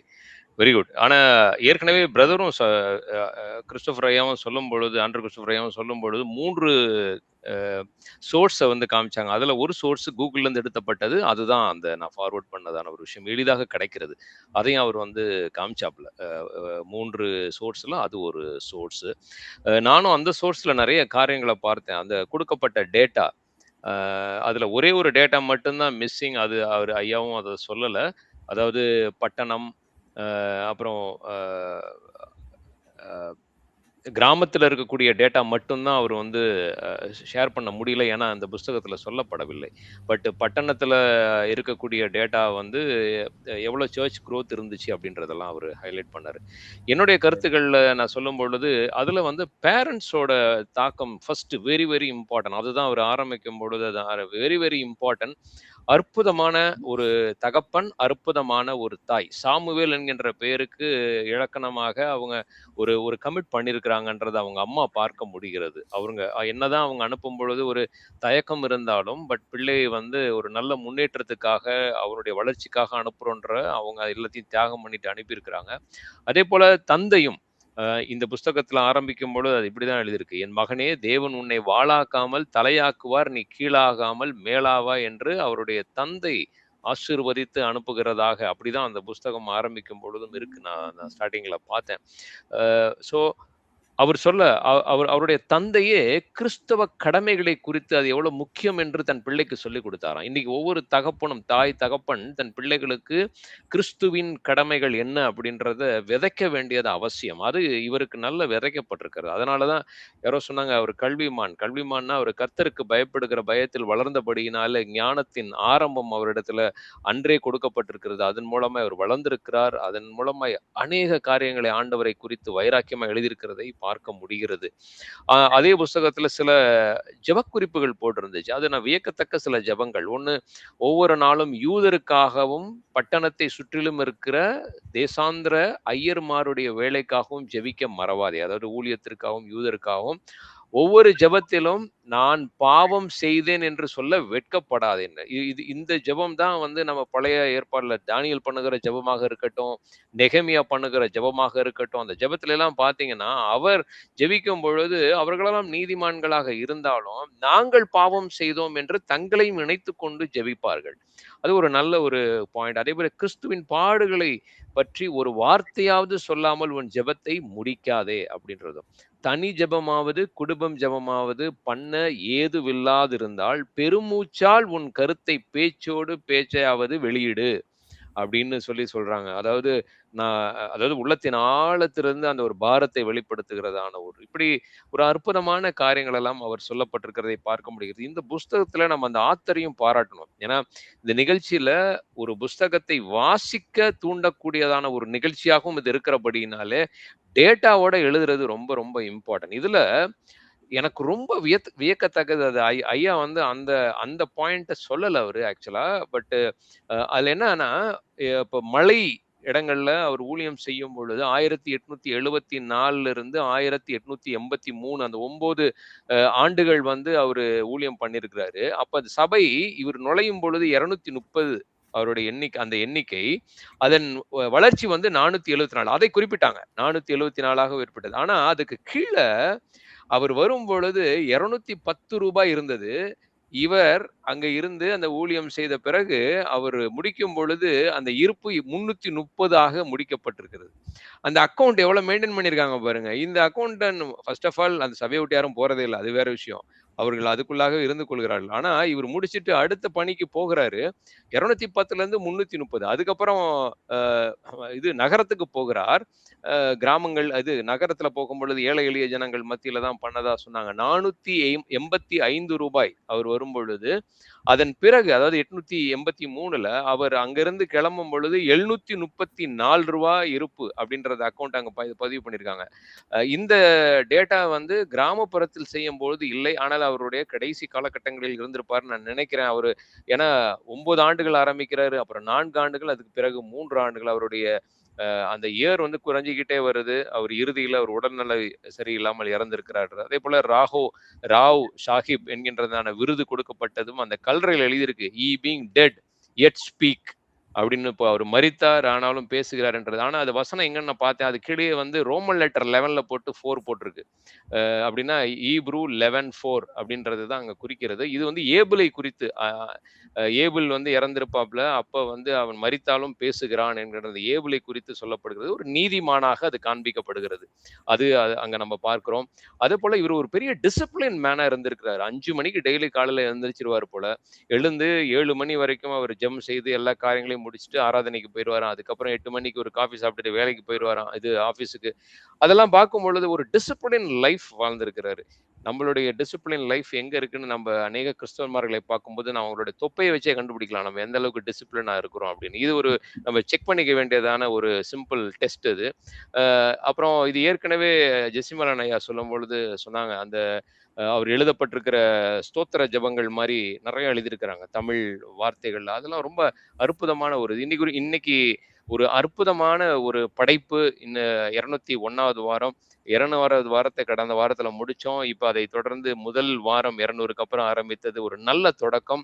பார்க்கும் பொழுது உலகத்திற்கு ஒரு டெக்னிக்கல் ஃபால்ட் மாதிரி இருந்திருக்கும், இது ஏதோ ஒரு தடை இருக்கிற மாதிரி இருக்கும். ஆனா முடிவில் தேவன் அற்புதமாய் மகிமைப்படும்படியாய் தேவராஜா பண்ண ஜெபத்திற்கு தேவன் ஒரு பதிலை குறித்து அற்புதமாக அதை முடிக்க தேவன் செய்திருக்கிறார் என்பதை பாராட்டுகிறோம். கடைசி 2 அல்லது 3 நிமிடங்கள் உங்களுக்கையா, நீங்க உங்களுடைய கருத்துக்களை முடித்த பிறகு சகோதரர் மேஷாக் ஐயா உங்களுடைய இறுதி ஜெபத்தை நீங்க பண்ணி ஜெசி மலான் கையா அவர்களுக்கு கொடுத்த ஒரு முடிவை விட. தேங்க்யூ. வாய்ப்புக்கு நன்றி சொல்லுகிறேன்.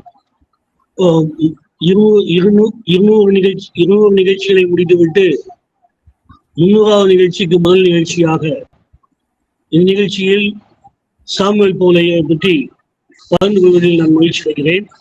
இதற்கு எனக்கு ஆக்கத்தையும் முக்கத்தையும் தந்த சகோதரி ஜெனி மேத்யூ அவர்களுக்கு நன்றி சொல்லுகிறேன். ஏன்னா அன்னைக்கு அவங்க ஆத்மநேசரின் அங்க மருத்துவத்தை சொல்லிடாவிட்டால் இன்னும் நான் பகிர்ந்து கொண்டிருக்க மாட்டேன். ஆகவே சாமுவேல் பவுலையுடைய வாழ்க்கையை பகிர்ந்து கொள்வதற்கு ஊக்கமளித்தவர்கள் சகோதரி ஜெனி அவர்கள், அவர்களை பாராட்டுகிறேன். அவங்களும் கூட மிக தெளிவாக இந்த நிகழ்ச்சியிலே தன்னுடைய கருத்துரையை வழங்க முடியாத ஆண்டவர் ஸ்தோத்திரம். அதிலும் குறிப்பாக சகோதரியினுடைய சந்தேகத்தை 2 பேர் தீர்த்து விட்டீர்கள். நான் மீண்டும் சொல்ல விரும்பல.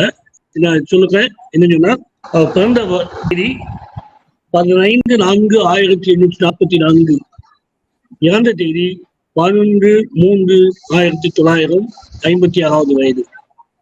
சரியா? இது அவருடைய சந்தேகத்தை தீர்க்கும் என்று நம்புகிறேன். 2வதாக பேசிய மதன்சாமி அவர்கள் கூடலூரில் இருந்து வந்தபடியினால் கூடுதலான தகவலை தந்து இந்த நிகழ்ச்சிக்கு மறுகூட்டி இருக்கிறார்கள். அதில் குறிப்பாக கடலூரிலும் உதகமண்டலத்திலும் அவர்கள் ஆற்றிய பணியை பற்றி மிக சிறப்பாக பகிர்ந்து கொண்டிருக்கிறார்கள். அவர்கள் எழுதுகின்ற புத்தகத்தையும் நமக்கு அறிமுகப்படுத்தி இருக்கிறார்கள். அந்த புத்தகம் சீக்கிரத்தில் வெளிவர வாழ்த்துகிறேன்.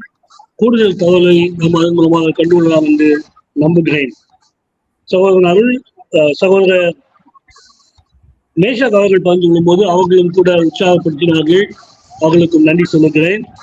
சகோதரன் ஜெசிமநாதன் அவர்கள் சொல்லும்போது இந்த பதவியானது பட்டமானது கவர்னர் ஜெனரல் ஆஃப் இந்தியா என்று அழைக்கப்படுகின்ற ஆங்கிலேய ஒரு ஈஸ்ட் இந்தியா கம்பெனியுடைய தலைவரால் கொடுக்கப்பட்ட விருதுதான் இந்த ராவ் சாஹிப் என்ற விருது.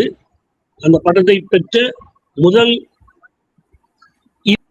இந்திய இந்த ராவ் சாஹிப் அருள் திரு சாமுவேல் பவுலையே. அது நம்முடைய திருச்சி ஒரு மிகுந்த பாராட்டுக்குரிய காரியமாகும். அதுவும் குறிப்பாக சீல சங்கம் முதலாவது இவருடைய வாழ்க்கை வரலாற்றை வெளியிட்ட செய்தியை சகோதரர் பகிர்ந்தீர்கள். அந்த புத்தகத்தை அவங்க திரும்ப வெளியிடாதது ஒரு பெரிய இழப்பு சொன்னால் அதில் தவறில்லை.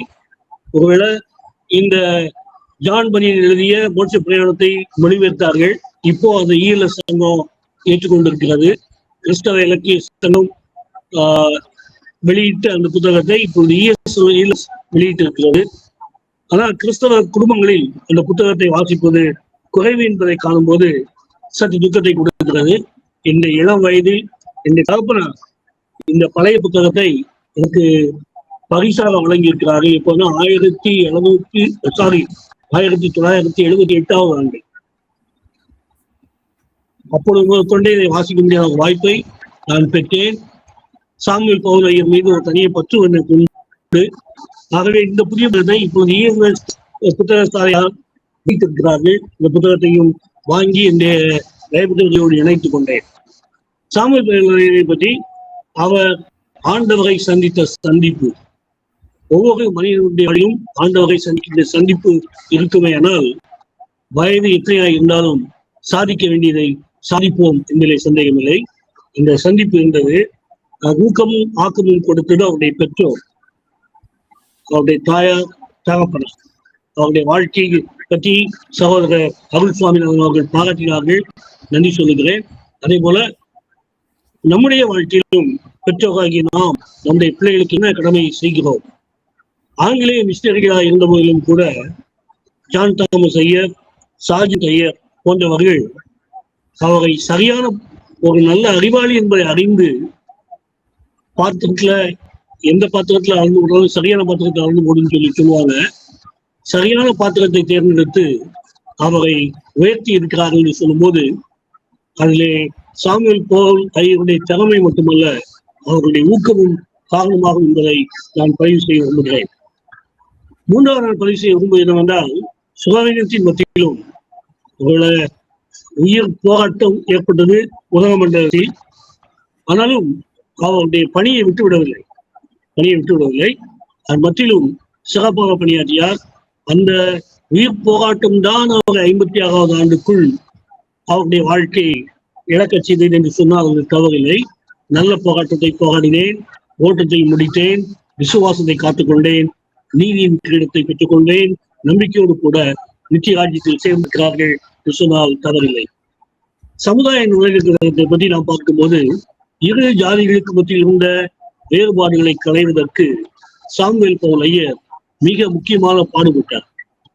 இந்திய திருச்சபை எப்படி போய்கொண்டிருக்கிறது என்பதை நாம் பார்க்க வேண்டும்.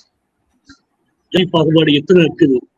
சென்னையில இருக்கிறவங்க எவ்வளவு பாடுபடுறீங்கன்னு எங்களுக்கு தெரியல இல்லையா?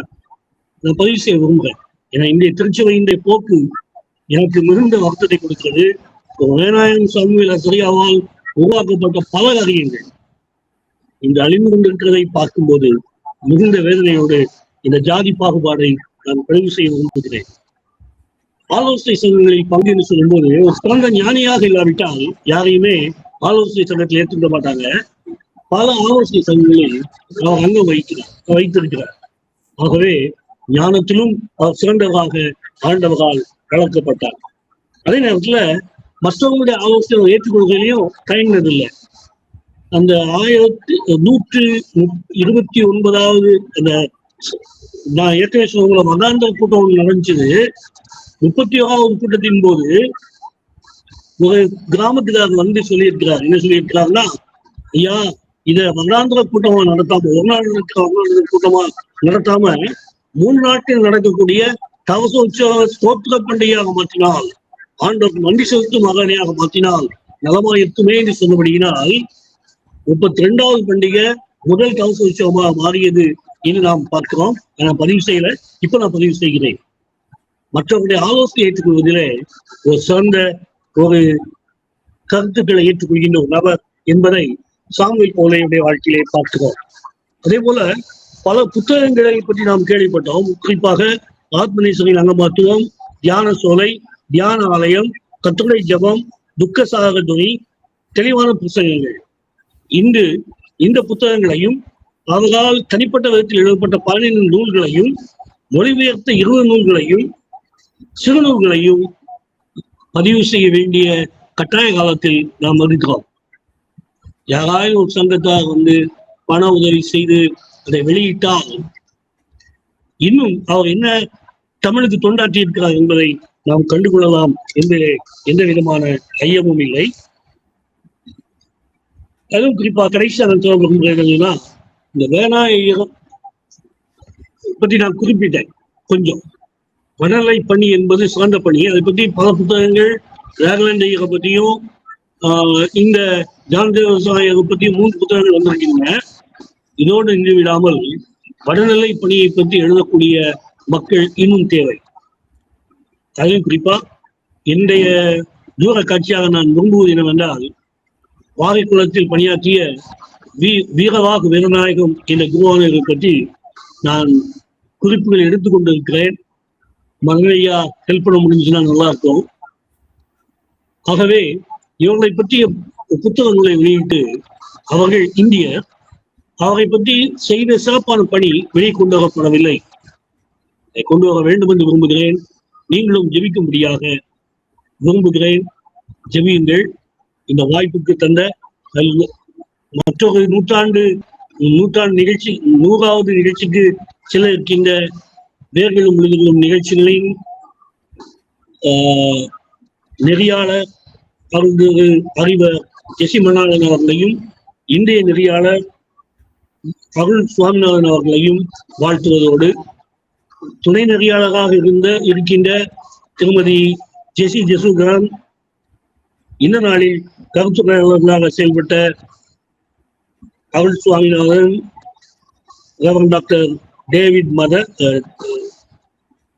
மதன் சாமியல், இன்னும் டாக்டர் மேஷாக், திருமதி ஜெனி ஆகியோரை பாராட்டுவதோடு, கேட்டுக்கொண்டிருக்கிற அனைத்து நேயர்களுக்கும் நன்றியும் வாழ்த்துக்களையும் கூறுகிறேன். மறித்தும் இன்றும் பேசுகின்ற, மறித்தும் இன்றும் நம்மோடு வாழ்ந்து கொண்டிருக்கிற ஆண்டவர் இயேசுவின் நாமத்திலே உங்களை வாழ்த்துகிறேன். தொடர்ந்து இந்த அருள்திரு ராவ் சாஹிப் சாமுவேல் போல் ஐயர் நம்மோடு கூட மறித்தும் பேசும்படியாக ஆண்டவர் அருள் செய்வதாக. அவருடைய புத்தகங்களை வாசியுங்கள், நேசியுங்கள், மற்றவர்களுக்கும் பகிர்ந்து கொள்ளுங்கள். நன்றி. நன்றி ஐயா, நன்றி. அற்புதமா நீங்க முடிச்சிருக்கீங்க. நம்ம நேரடியாக நிறைவு ஜெபத்திற்கு நம்ம சென்று விடுவோம். மேஷாக் ஐயா, உங்க ஜெபத்தை. மகா கிருபையும் இரக்கமும் நிறைந்த எங்கள் பரலோக தகப்பனே, இந்த மன மகிழ்ச்சியான இரவு வேளைக்காக உண்மை நன்றியுள்ள இதயத்தோடு உண்மை ஸ்தோத்திரிக்கிறோம், உண்மை துதிக்கிறோம் ஆண்டவரே. தேவரே, இந்த நாளிலும் கூட ஆண்டவரே, உமக்காக ஆண்டவரே அர்ப்பணிப்போடு கூட உழைத்து ஆண்டவரே அநேக ஆத்துமாக்களை ஆண்டவரே உம் மந்தைக்குள் சேர்த்த ஆண்டவரே இதோ சாஹிப் அருள் திரு சாமுவேல் பவுலையர் அவர்களுக்காக நாங்கள் நன்றி செலுத்துகிறோம். கிருபையாய் நீர் கொடுத்த கிருபையின் வரங்களுக்காக நன்றி செலுத்துகிறோம். நாம் ஆண்டவரே உங்களுடைய பிள்ளைகளை ஆண்டவரே நீர் கனப்படுத்துகிறீர். கிருபையின் வரங்களையும் தாளந்துகளையும் தந்து உங்களுடைய ஊழியத்திற்காக வல்லமையுள்ள கருவி எடுத்து உபயோகப்படுத்தி இருக்கிறார்களா. இன்றைய தினத்திலும் கூட அவரை நினைவு கூறும்படியாய் கர்த்தர் பாராட்டின கிருபைகளுக்காக நன்றி செலுத்துகிறோம். மிகவும் நேர்த்தியாக இதை பகிர்ந்து கொண்ட அருள் திரு ஆண்ட்ரூஸ் கிறிஸ்டோபர் ஐயாவையும் ஆண்டவரே இதற்கான ஆண்டவரே எல்லாவித ஆலோசனைகளையும் சொன்ன ஒவ்வொரு நெறியாளர்களையும் இதை தொகுத்து இதை நடத்தி கொண்டிருக்கின்றதான டாக்டர் ஜெயசுகரன் அவருடைய மனைவி அவர்களுக்காகவும் நாங்கள் நன்றியுள்ள இதயத்தோடு ஸ்தோத்திரிக்கிறோம். கர்த்தர் ஆண்டவரே, இதை தொடர்ந்து இந்த ஊடகத்தின் மூலமாக உமது நாமம் மகிமைப்படும்படியாக கர்த்தர் கிருபை பாராட்டும். இன்னும் ஆண்டவரே அறியாத எத்தனையோ பேர் இருக்கிறார்கள் ஆண்டவரே. அந்த ஊழியக்காரர்களை நாங்கள் ஆண்டவரே இந்த ஊடகத்தின் மூலமாய் நாங்கள் அறிவிக்க என் தேவன் கிருபை பாராட்டும். இதன் மூலம் உடைய நாமம் மகிமைப்பட தேவன் கிருபை பாராட்டும் ஆண்டவரே. இதற்காக ஜெபிக்கிறவர்கள் யாவரையும் கூட நீர் ஆசீர்வதியும். கர்த்தர் தாமே இரவு பொழுதிலே சுகநித்திரையை தாங்க, காலையிலே இதோமை துதிக்கும் துதியோடு எழும்ப கர்த்தர் கிருபை பாராட்டும். திரு சமூகத்தில் எங்களை தாழ்த்தி அர்ப்பணிக்கிறோம். நீராளுகை செய்யும் ஆசீர்வதியும். இயேசு கிறிஸ்துவின் இனிய நாமத்தில் வேண்டுகிறோம் ஜீவனுள்ள நல்ல பிதாவே, ஆமென். ஆமென், ஆமென். மிக்க நன்றி. மிக சிறப்பான ஒரு பகிர்வு. இந்த நாள் நேரல நிகழ்விலே நம்மோடு கூட ஆண்டவருடைய கிருபை பிரஸ்தம் இருந்ததுக்கு ஆண்டவர் நன்றி செலுத்துகிறேன். மீண்டும் ஒரு முறை அருமையான ரெவரண்ட் ஆண்ட்ரூ கிறிஸ்டோபர் ஐயா அந்த அருமையான ஒரு ஆயரை குறித்து மிக சிறப்பான ஒரு புத்தகத்தை பகிர்ந்து கொண்டார்கள். ஆயர் அவர்களுக்கு எங்களுடைய குழுவின் சார்பாக நன்றியை தெரிவித்துக் கொள்கிறோம். அதே போல அருமையான ரெவரண்ட் டாக்டர் தேவராஜ் ஐயா அந்த ஊட்டி மற்றும் கேலிக்கட் அந்த மலைப்பகுதிகளிலே கேரளாவிலே எப்படி இந்த ஊழியத்தை இந்த ஆயர் செய்தார் அப்படின்றத குறித்து சாமுவேல் பவுல் ஆயர் அவர்கள் செய்தார் என்பதை குறித்து ரொம்ப சிறப்பாக சொன்னீங்க ஐயா. உங்களுக்கும் நான் நன்றியை தெரிவிச்சுக்கிறோம். அதே போல் ஜெனி வினோதா மிக சிறப்பான முறையில் இந்த புத்தகம் இன்றைக்கு பகிர்வதற்கு காரணியாக அவர்கள் பகிர்ந்த அந்த பழைய புத்தகம் இருந்ததையும் குறித்து மகிழ்வோடு கூட சொன்னாங்க. அவங்களுக்கும் கூட நன்றியை தெரிவிச்சுக்கிறோம். அதை போல் ஜெபித்து மிக சிறப்பான கருத்துக்களை எனக்கும் பிரதர் மேஷாக் பேசும்போது நானும் தேனி மதுரை அந்த விருதுநகர் அந்த பக்கம்லாம் போயிட்டு வந்த மாதிரியே ஒரு நினைவு. ஏன்னா நாங்கள் 2 பேருமே ஒரே நிறுவனத்தில் அந்த பகுதிகளை ஊழியம் செஞ்சுருக்கிறோம். ஸோ அந்த மாதிரி பழைய நினைவுகளை கிளறி விட்டுறதுக்காகவும் சிறப்பான நன்றியை வாழ்த்துக்களை தெரிவிச்சுக்கிறேன் பிரதர். தேங்க்யூ. அதே போல் இந்த நாள் நிகழ்ச்சியை சிறப்பான முறையில் தொகுத்து வழங்கிய அருமையான சகோதரர் அருள் சுவாமிநாதன் மிக சிறப்பான நன்றி. தொடர்ந்து அவ்வப்போது நம்ம ஆல்டர் பண்ணிக்கிடணும்னு நினைக்கிறேன். மேஷகையா அதே போல ஒரு திறமையான ஒரு நெறியாளர் தேவராஜ் எல்லாருமே சூப்பரான ஆளுமைகள். நம்ம இது மாதிரி அடிக்கடி நம்ம need to have a rotational இது இன்றைக்குள்ள இந்த ப்ரோக்ராம் நான் எப்படி இதை லைவ் கொண்டு வர்றதுக்கு கொஞ்சம், அதாவது லைவ் நெக்ஸ்ட் வீக் வந்துடும், ஒன்றும் பிரச்சனை இருக்காது. பட் இதை டவுன்லோட் பண்ணி we may have to upload in our YouTube. So அது மேபி அந்த டெக்னிக்கல் சப்போர்ட் தேவைன்னு நான் அவர்கிட்ட கேட்டுக்கிறேன். ஸோ மிகச்சிறப்பாக ஆண்டவர் நம்ம வழிநடத்தி இருக்கிறார். அதற்காக ஆண்டவருக்கு நன்றி சொல்லி உங்கள் அனைவருக்கும் இரவு வணக்கத்தை கூறி பாசத்தோடு நேசத்தோடு கூட ஜெபத்தோடு கூட விடைபெற்றுக் கொள்கிறோம். வேர்களும் எழுதுகளும் மிஷினை வரலாறு நேர்லை நிகழ்வுக்காக உங்கள் நண்பர்கள். God bless you. Thank you. Good night. Thank you. God bless you Good all. night. Good night. Good night. Thank you. Good night. Thank you very much. Good night. Good night.